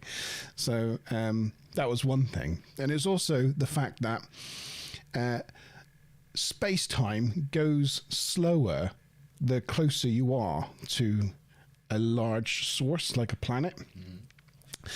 Planets contain a lot more information than out nowhere in space. So if a processor, some sort of processor, was controlling this simulation, it would have a harder time processing the information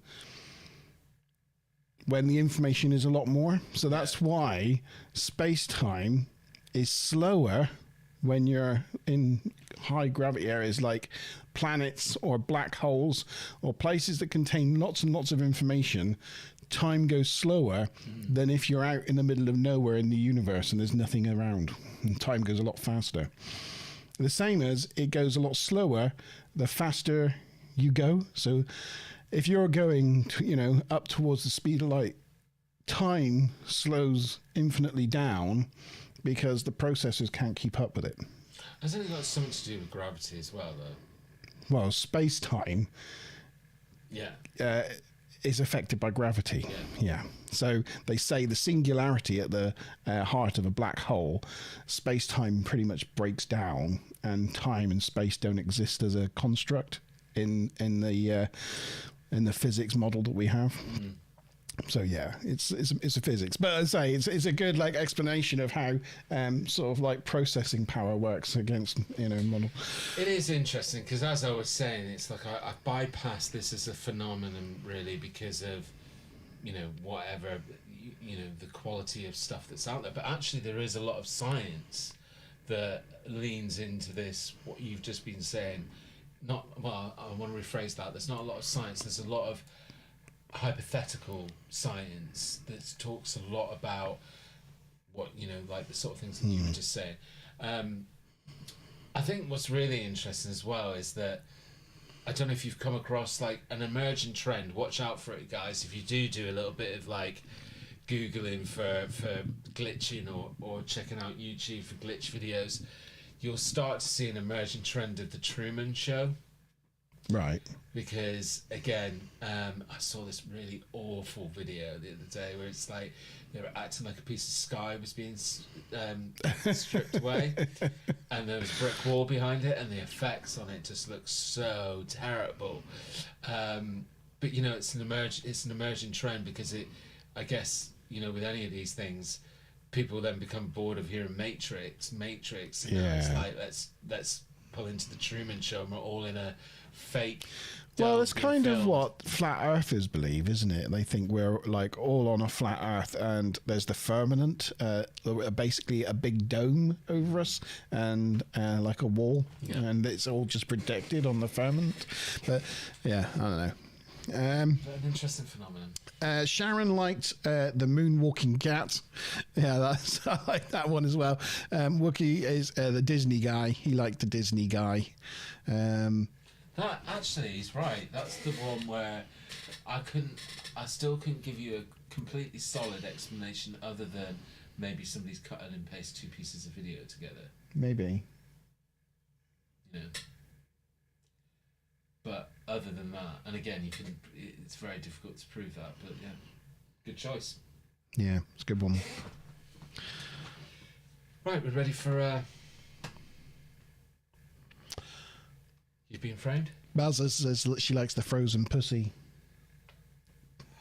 Well, wasn't it? Balza likes... Yeah, it's the frozen pussy, that's the one that's with the water. Yeah. The water spout thing. Yes. Stevie T, the one where Monte makes the chocolate disappear. Yeah.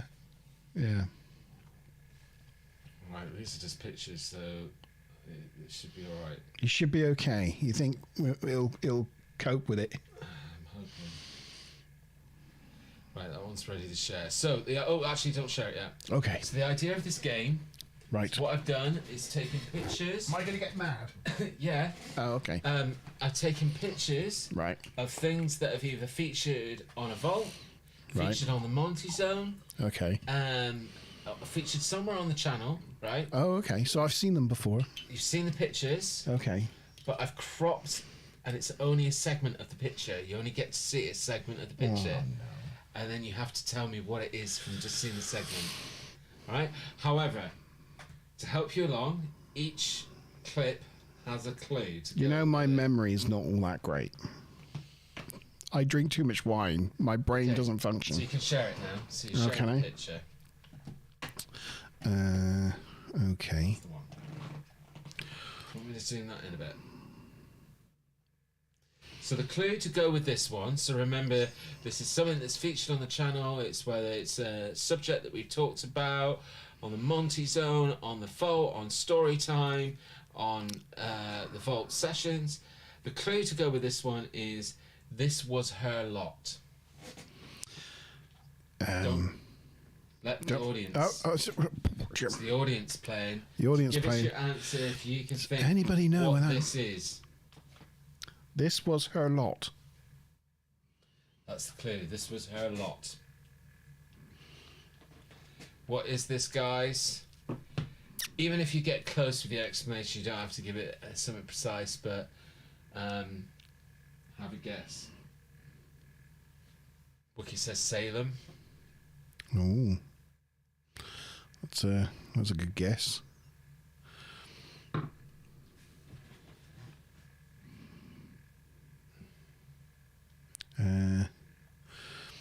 I am racking my brain. I know, I can smell it. Is it? I'm at that distance where I can smell the stink. Yeah. It's not good.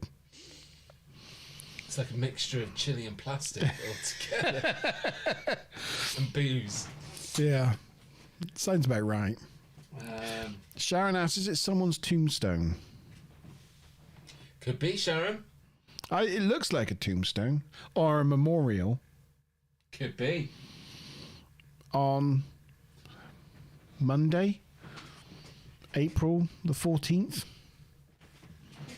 Or it could be, April the 14th. So, can anybody Sunday? recall where on the channel we have done something?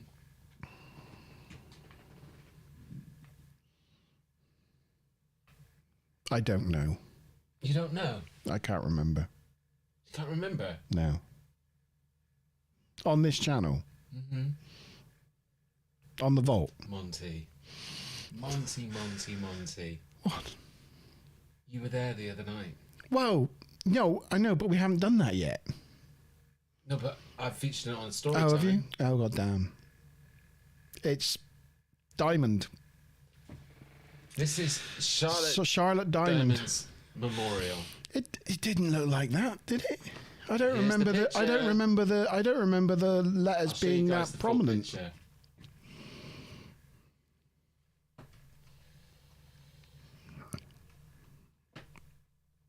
2 seconds. It's Charlotte Diamond's memorial on Charlotte Bodmin Diamond's Moor. memorial. So this was from a story time called Charlotte Diamond's Story, and soon to be coming up on my first investigation onto Bodmin Moor on the Underground Paradox.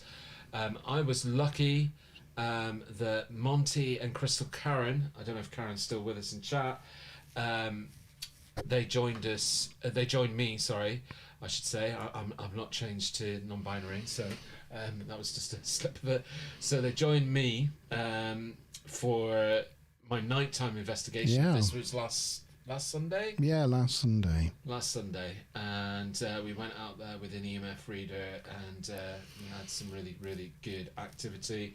But you guys will be able to see that soon on my episode 1 of Bodmin Moor Investigations. I don't remember those letters being that readable. No, I think it's been edited to make them stand out better, because it certainly didn't look like It doesn't look. It doesn't look like that when you're there. However, we were there at night time. Remember? That's true. It was nighttime.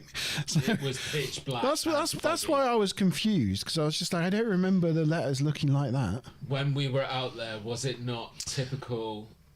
So Charlotte Diamond, in the what was the date on it? 1844. 1844, was a young girl who was murdered on Bodmin Moor by her ex. Matthew Weeks. Matthew Well, Weeks. he was the one Well, who was accused. He was the one that was accused, and he was hung. Bodmin jail. Yeah. For it, but a lot of people, and especially historians now picking up notes from the court case, etc., believe that he was innocent and that the real culprit got away with it. Charlotte Diamond's spirit is said to haunt both around that monument which is placed where her body was found, and also at the grave which is in Davidstow town in Cornwall. Her spirit is sent to roam there. Matthew Weeks' spirit has said to be seen at Bodmin jail on numerous amount of occasions. We went out there, and on a Sunday evening, it's going to be featuring on the Underground Paradox channel coming up, and some back sort of extra footage is going to be on the vault as well. Of us getting lost on the moors in fog, and we eventually found it, but it was a real trial to get there. Yeah. Okay, next one. Ready to share. Ready to share. I nearly swore then. I nearly swore. Like, what the...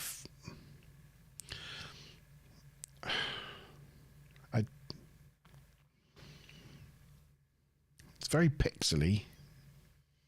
Is it? Yeah, It's because I've zoomed in a lot, I guess. I guess. Anybody got a clue? Anybody got a clue? Oh, I have got a clue. I'm meant to be giving clues to this one. So the clue to this picture is it's a guide. A guide. Yeah. Let us know in chat if you've got any ideas of what this is. A small part of the bigger picture. Yeah, I don't think you got to take it that literally, Wookie. I don't think she's actually like a living person standing around the malls for the last 150 years. It's not the same because she doesn't have a body and a brain. It's yeah, the people that believe that are like essence is still there and things. It's yeah, it's not the same. I think you're yeah, taking things too literally. Any guesses? No clue. Not a clue. Not a clue. But I've already given you a clue. You did? Yeah, it's a guide. It's a guide. Yeah. A guide. It's a guide. It's a guide. Like an arrow? Could be. Like a compass? Or Any, the positioning of the solar system that was attached to Voyager? oh, I see what you mean. It's like within the messages. That Oh, like in the the diagram. Yes, Showing that says where the we're solar from system is. here. Yes. I don't think it's that. No, remember these are all things that we've covered on the channel. I don't know. In terms of either stories, reports, investigations. Something to do with Egypt? Who said that? Smile a rainbow. No, I'm going to put everybody out of their misery. Put me out of my misery. A compass, says Sharon. Have to. Bring up I thought it was a picture. compass. I thought it was something like that.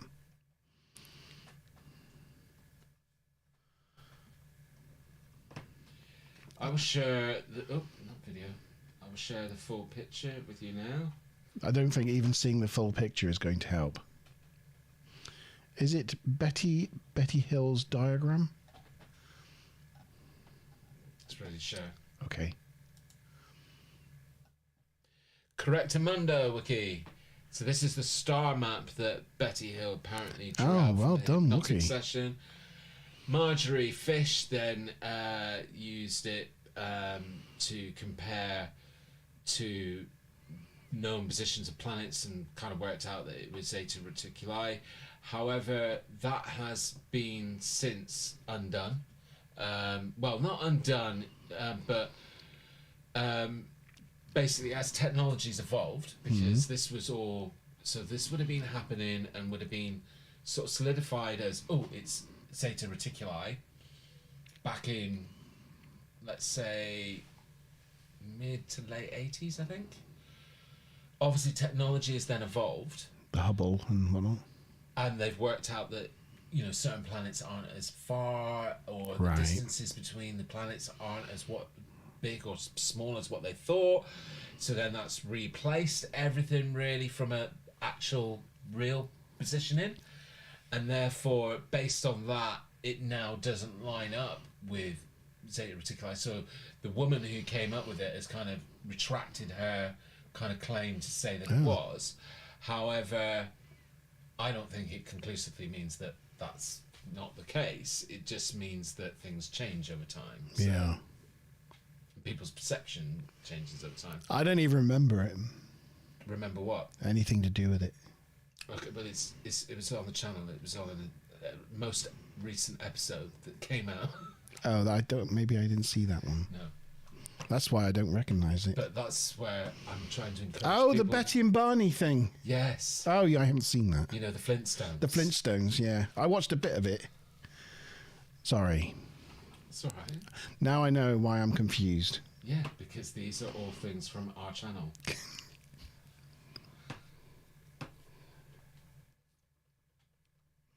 Okay.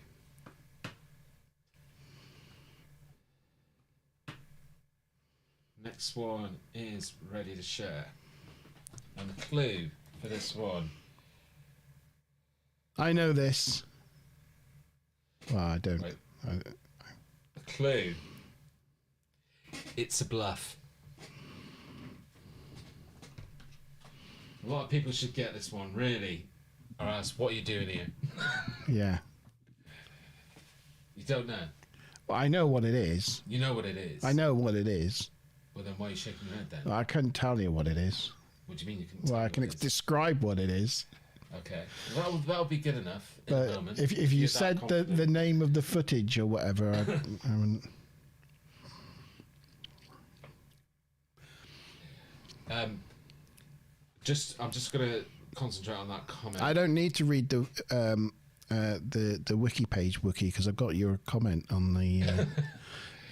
But I'm just gonna say something about Wikipedia, and I can show you multiple examples of where the information on Wikipedia is not correct and is not precise. They mess up dates, they mess up locations, and this can be really, really heavily proven. So don't always think that what you read on Wikipedia is as factual as you think it is. I've got my Britannica books in the dining room. You know, can't beat Britannica. I mean, you know, it's like any other source of information. A lot of what's on Wikipedia is precise and is useful and is good, but it's not a Bible to exact information, because actually Wikipedia is made up from a lot of public people as well. Well, it's peer reviewed. It's like an open source thing, isn't it?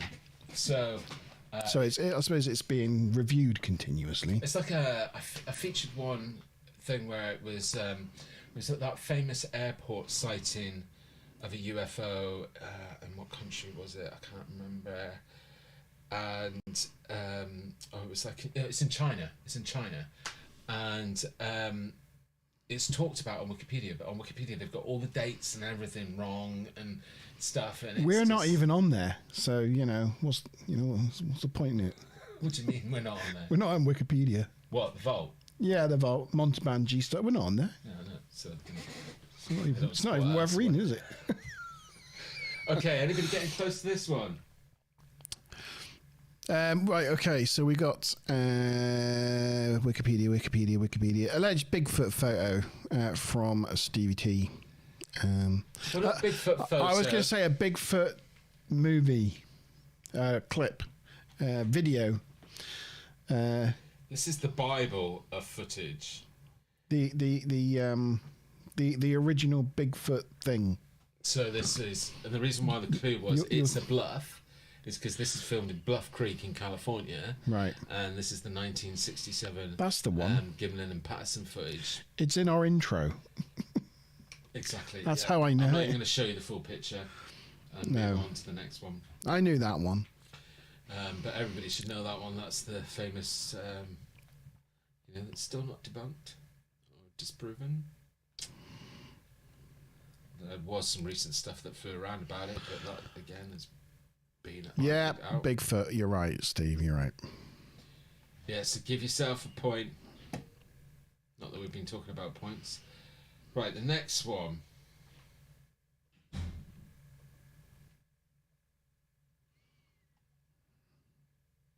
Ready to share? Yeah. The clue for this one is the drop-in of several dishes. The dropping of several dishes. Well, I can tell you from that picture that it's something to do with a flying saucer. I figured that out for myself. So you can presume that this is a newspaper article, right? But take a stab and a guess in chat. What is this? What famous event in the paranormal world is this referring to? Oh, I'm going to guess Roswell. No, I Roswell? was just copying what Wookie said. He generally knows things, so I was trying to look intelligent. Which full picture do you want to see? The Bigfoot one or this one? Let us know. Stevie got it on the money again. This is. I will show the full picture on this one, so you guys can see what it's from. Yeah. Rockwell. Roswell. Yes.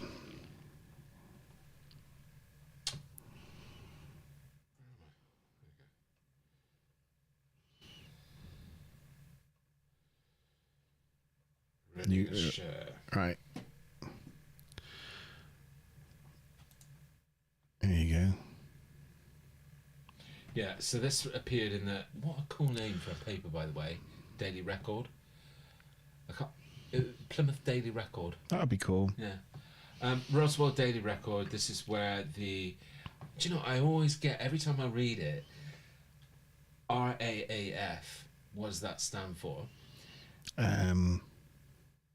I always imagine American Air Force. It's confusing because actually the Australian Air Force is called RAAF. Oh, is it? They're called the Royal... Auxiliary Air Force? Yeah. This RAAF actually stands for the Roswell Army Air Force Base. Ah. And they captured the flying saucer. This is the only time in history where a paper has made claim that military have caught something, and actually the military were the ones that were saying that to the paper. Right. But we've caught a flying saucer. Obviously, it was retracted a day later and removed. But, you know, a milestone in history and a Royal milestone Australian. in Yes, of ufology. course. Royal Australian Air Force. Yeah. But yeah, that RAF stands for Roswell Army Air Force Base. Cool. Right, stop sharing. And I think I've got one last one. Possibly two. I don't know. People want to see the Bigfoot. Have you got the Bigfoot full picture? Yeah, the full picture. Let's see this. That's just for completeness. I don't like the fact we skipped one. Here we go.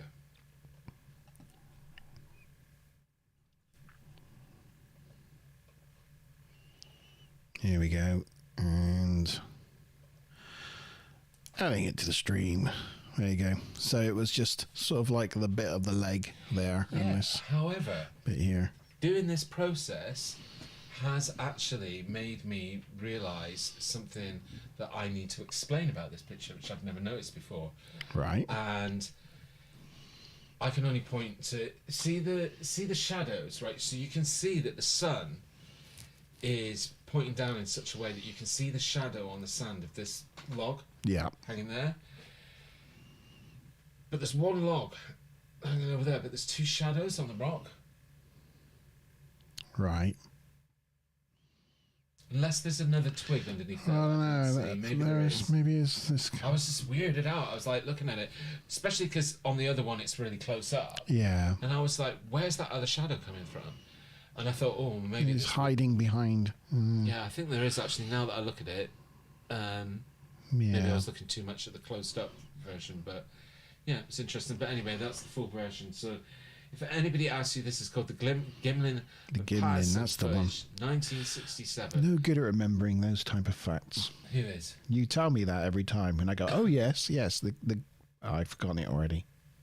Yeah, this one's still. That one, That's a big one, isn't it? Yeah, right. the famous one. The famous one. Right, stop sharing. How many more did I say I had? I think. Alright.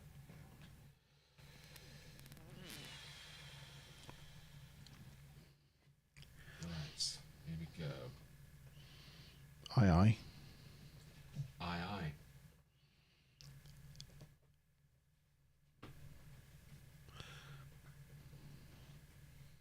Ready. So the clue for this one is nope pick.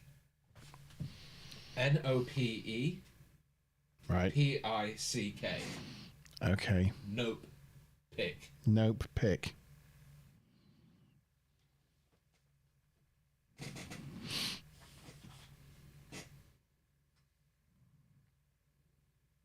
Okay. Let's know in chat whether you can recognise this famous eye. Is it an anagram? What? The clue? Nope, pick. Yeah. Might be. Like, I'm thinking Nick Pope. You'd be thinking correct. I thought this one should have been super easy for you because you researched him about 8 weeks ago. Yes, I did. Because he was your pioneer, wasn't he? My pioneer. So this is Nick Pope. Not that anybody had. It looks like time to Borat. get to chat. It does look like Borat's eye I'll socket. show you the full picture so you know who we're talking about.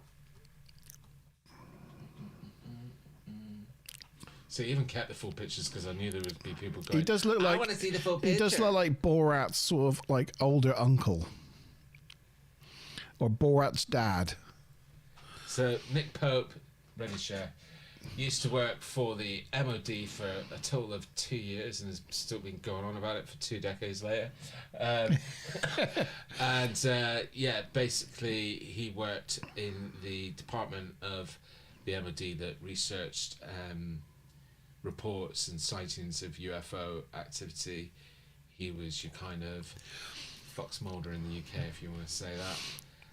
But that was Nick Pope's eye. It's amazing having a 2-year career and then spending 20 years talking about it. Yeah. It's good. It's good work when you can get I it. won't be doing that with my last career. That's for sure. Well, you could do. Don't want to talk about it ever again. By the way, just to let everybody know, I'm on a hiatus for a month. Not working, but being paid. So there's going to be a lot more on-location investigation happening in the next month. And a lot of content for channels. Because I've got some time on my hands. That's very good news. Yeah. Hence why I was able to do a Vault and a Storytime all in the same week. Right, the clue for this one, ready to share, is GMTV. Give the audience a little bit of time to put some comments. Okay. I'm giving them time. GMTV. Road trips for G. Yes, I think so. Yes. Well, great. I am actually going away on holiday Yes. for a week. It's the grey-haired Canary fella that was Islands. at the bottom of the screen just I'm now. looking forward to. Sharon's picking up on the fact that when you were showing pictures earlier, it had a preview of all your pictures along the bottom of the screen. Right. That showed all the pictures that are coming up. Okay. So she said, it's the grey-haired fella that I saw on the screen just a minute ago. That's the one thing that I don't like about StreamYard. Yeah. That's the one. Yeah, she got it right. Creepy picture, right, Yeah. Sharon? He's not a creepy spaniel. You're not creepy, are you, buddy? No. That's Chewy, by the way, Sharon. Yeah, that's my dog, Chewy. Do you want to come up and say hello to everyone? Do you want to come up? You can come up? Maybe drop the thing out your mouth with my help. Come on. Come on. You come. You going to come up? He really wants to. There we go. There we go. There's Chewy. Say hello to everyone. He's got his big stick in his mouth, so he's very happy. You gonna say hello? You gonna say hello? Okay, can I ask, is it in Wales? Yeah. Ah! See, I know what this is. So I think Monte's probably the only person that's going to get it. We were going to go there sometime. Yeah, I still mean to go there. But this is Porthcawl in Wales, where there was a famous, not famous, but one of my best or favourite episodes that I did of the Vault, talking about the footage that appeared live on GMTV. What I can do is show you the full picture, although that's not going to really illuminate your world that much. Can you just add it to the stream, please, Mom? Yep.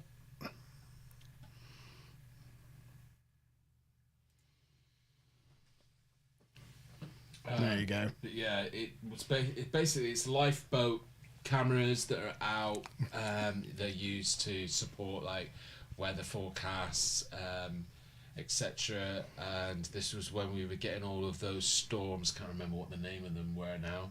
Back in 2022, early 2022. Yeah, it was early 2022. Yeah. And you can see a bit of one just in the corner there, but basically all of these things were flying across the screen, and it was happening whilst they were broadcasting on GMTV live, and you know, you could hear the presenters going, "Oh, what's that? UFOs in the background?" It was just all these crazy things, and definitely wasn't insects.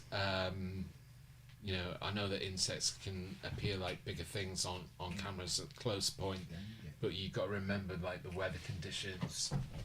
This was like in the middle of a storm, and it was the early hours of the morning, so it was kind of like it's quite dark as well. So, but anyway, that was what that one was. But yeah, that was my game. You've been framed, but probably a little bit too hard, I think. It was too hard for me and my little brain box. Yeah. But you know, pay more attention to the stuff that we're sharing and doing. And, you know, but I don't even. I'm there, and I still. I need to pay more attention. My memory is awful. Is awful. Yeah. Yes. I think that was the last of. Yeah, that was the last of them. I did have an extra one, but not important. What I do have, one last thing that I must share with you, meant to do it at the beginning, was this is some footage that was taken in Arizona. So I must share it because it's back in my home turf of Arizona. But home turf. Yeah. The old stomping ground. Home. Video file. Right, check this one out. I've got this version, which is the original version, and then I've done some stuff with it. Oh, look right there. Look. So bad. Look at the way it looks. Look. Do y'all see that? I told you. That's a UFO, bro. Right. What is That's that? a fucking UFO. Oh shit. You see it? Yeah, it looks like oh fuck. What is that? Wait. What the fuck? Okay, so A-carts. Yeah, I don't know if you can remember what A-carts is, but you're looking at the other types of aerial phenomena it could be, which I don't think we need to really discuss that much in this one because we're not really seeing anything. Lightning in the and sky. clouds. Yeah. Then you've got C, which is CGI. So you need to ask yourself, could this be CGI? Could be. The second A is for audio. So you're looking at the audio. Now for me, the audio on this one seems really good because it seems genuine. Seems genuine. It doesn't seem like it's staged. Seems like it's a family going, "Oh my god, look at what that is," and then some teenage kid going, "Fucking UFO," right? So it seems quite genuine, right? So then your other R is the reaction that people are making, and there's like what it seems like genuine reaction, but we're not seeing any other like you know, if there was like police helicopters or fighter pilots turning up to check out what the hell this was thing, that would be reaction. And then You wouldn't want to be flying in that though, would you? huh? You wouldn't want to be flying in that lightning. No. Then time and date, because time and date is important for, I think, giving a lot of credibility to things, because if you haven't got a time and date, you can't really investigate it. That's the most basic thing you need, in location. There is, other than Arizona, we've got the location for this one, but I don't have the time and date. And then the last S you're looking at is whether there's anything similar to this. Now, I've not seen anything similar to this. I've seen lots of different things with lightning and the suggestion of UFO, but yeah. But when I first watched this video, the one thing that bothered me is that I thought the audio was right, but then I don't think the footage is. And what I mean by that is that if you play it again, the lightning seems to be... I've lived in Arizona and I've seen some of the most insane lightning storms. They do get really insane. Oh, look right there. Look. So bad. Look at the way it looks. I've seen lightning like this in Florida. Do y'all see It that? happens like That's- about. I told you. Yeah. That's what I UFO, told bro. you. Exactly like that. Right. What is That's a that? fucking Yeah, UFO. I've seen that over Orlando. It happens like once a day. Shit. You Yeah, see it? Yeah, it looks like a, oh, fuck. What is I that? don't know what you're thinking of this footage in live I think chat. it's just. What I think it's just a fuck? dark cloud. You think it's just a dark cloud? Yeah. Okay, so what I then did, because I wasn't convinced... What's live chat saying? Hang on a minute. A thunderstorm, Kevin says. Yes, it's a thunderstorm. Steve says a dense cloud in the background. Yeah. He's not saying the cloud's stupid, it's just a bit thick. There's another one similar. Sharon says there's another one similar, but it's at a slightly different angle. It does look awesome, Wookie says, but he thinks group pareidolia. Yeah, I mean, you know, it's a phenomenon, group Yeah. pareidolia, but Yeah. what... So what I did is, because I felt that the lightning was going far too fast. Now, I might have been wrong on that, but what I did is I again dropped it into an editing suite, and what I wanted to do was slow it down by half speed. What's really funny is that the audio slowed down, and it sounded really funny slowed down, but I have removed it. But when I played it back at half speed, and you'll see at the end of this footage, I've got a video ready to share. Oh. What you'll see at the end of this footage is some stills that I took, and yeah, I'll just play it, and then afterwards I'll sort of give you my final conclusions.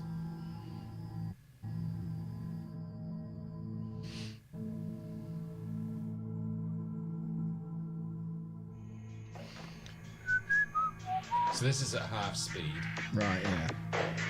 and I've zoomed it into the focus area Where where the object is. yeah. See, the bit's trailing off it just looks like cloud. Like, I'm with Kevin, it just looks like a thunderstorm, like an epic thunderstorm. Yeah, and then that would then into what Wiki said about, you know, group pareidolia. Actually, group pareidolia is probably the most, when pareidolia gets picked up, just influenced by other people. Right, so this is the stills that I managed to grab. Right.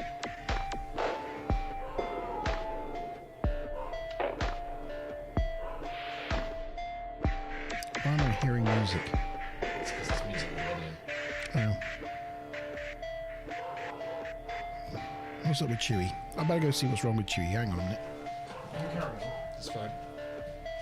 So this is an interesting still, because actually the lightning, this is a rod of lightning coming out at a horizontal angle.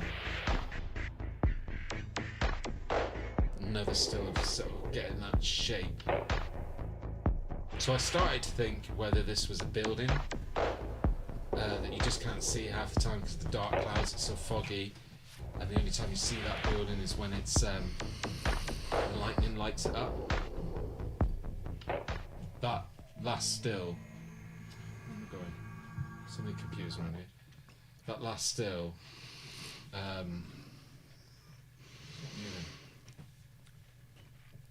it reminds me of the Nexus. The Nexus is coming for you. Yeah.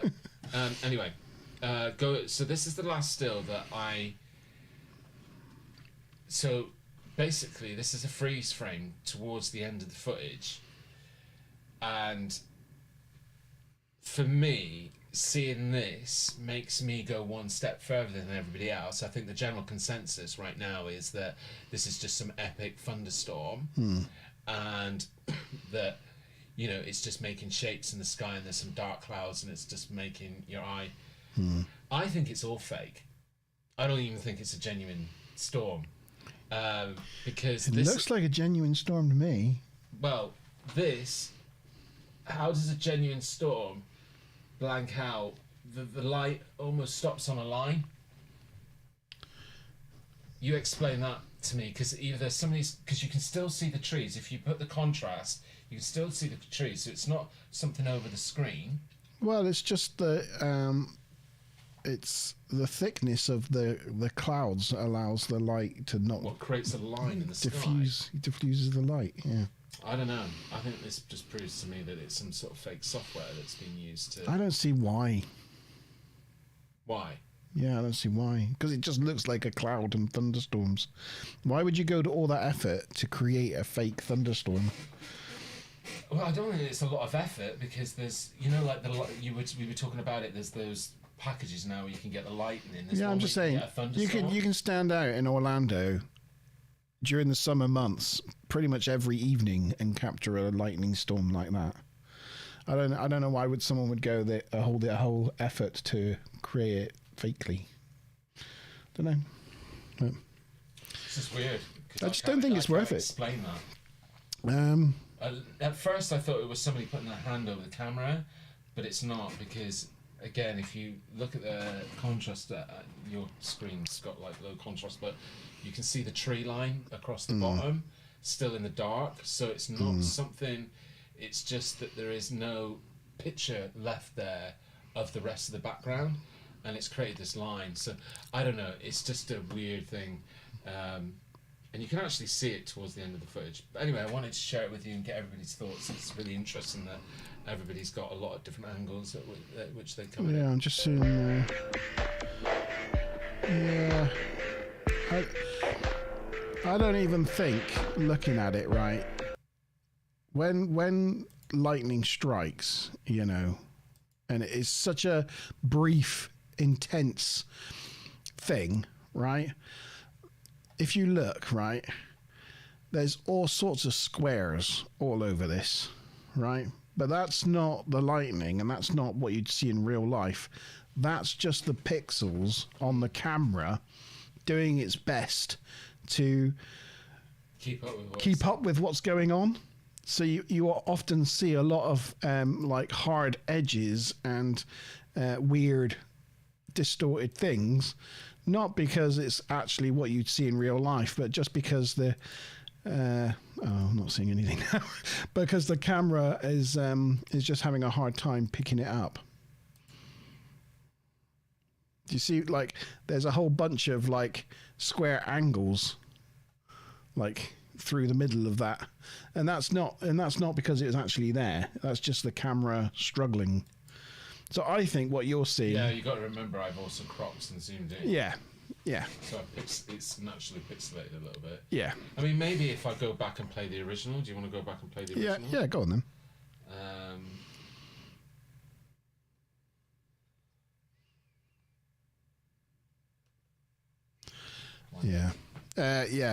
Kevin said, I don't think it's not worth faking, but you never know. Yeah.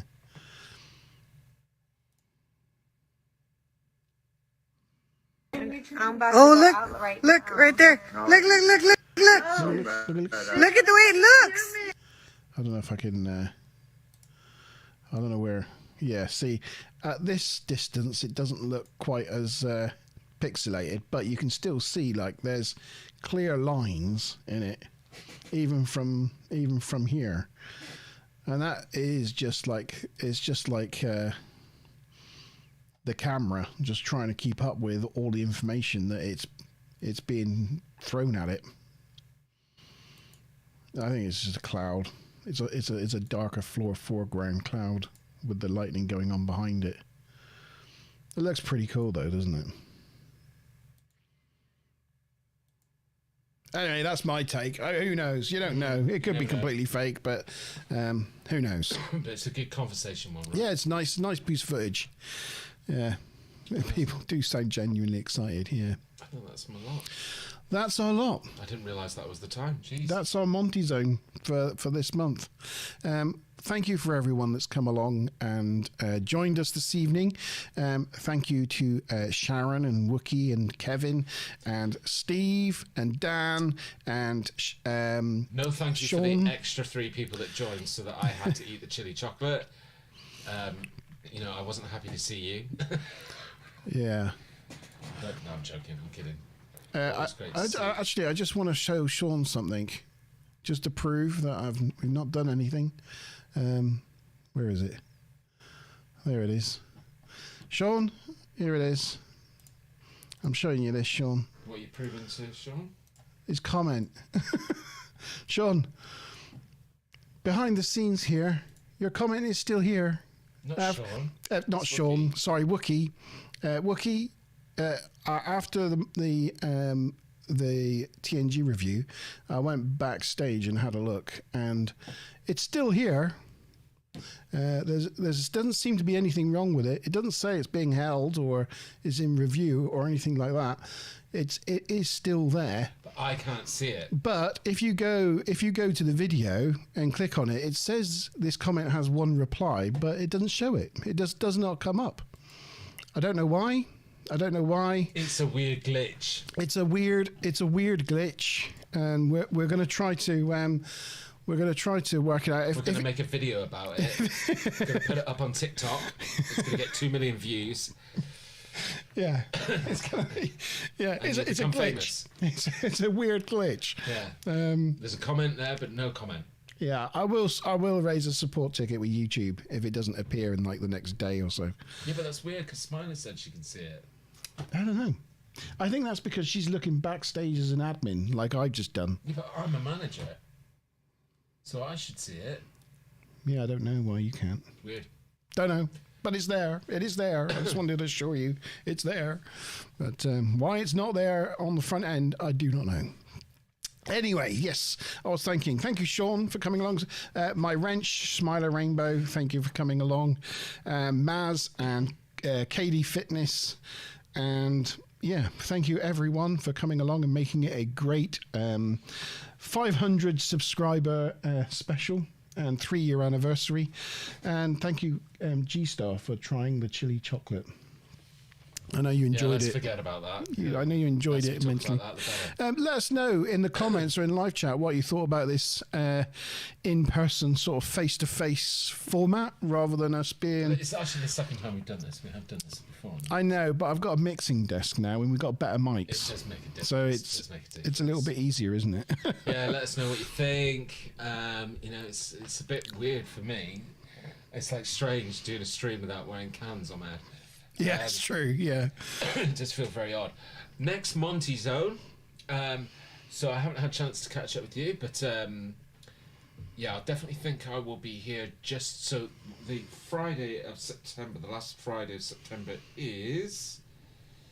Let's have a look, guys. So the last Friday of September is the 29th of September.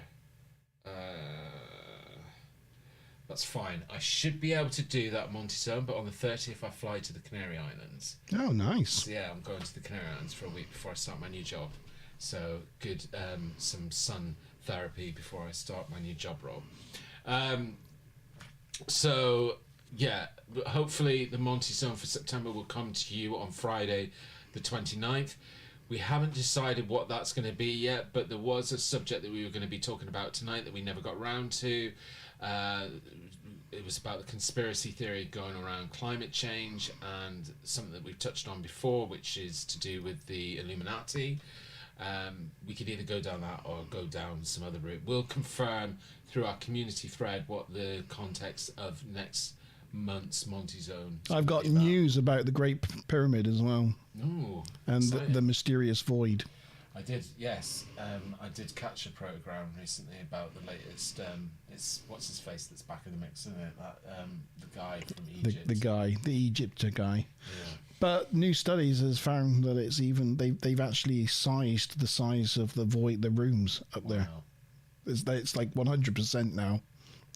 It's going to rewrite what the internal layout of the Great Pyramid is. So yeah, it's interesting. I might get some guests along from the Paranormal Crow Society or something that'd be like good. that. Or we might have an open mic. But we'll keep you updated and we'll let you know by keep an eye on our community thread. Yeah. Guys, really hope you have the most awesome of weekend ahead. We're going to get into some serious drinking now and kickstart the weekend in the right way. And yeah, thank you everybody for joining us for this show. Thanks for all the support. So happy to break across that 500 threshold. 1,000 is the next milestone. That 501 now. 501. Yeah. So 1,000 is the next milestone. Keep it rocking. And yeah. Yep. Good night from me. Cheers, everyone. See you next time.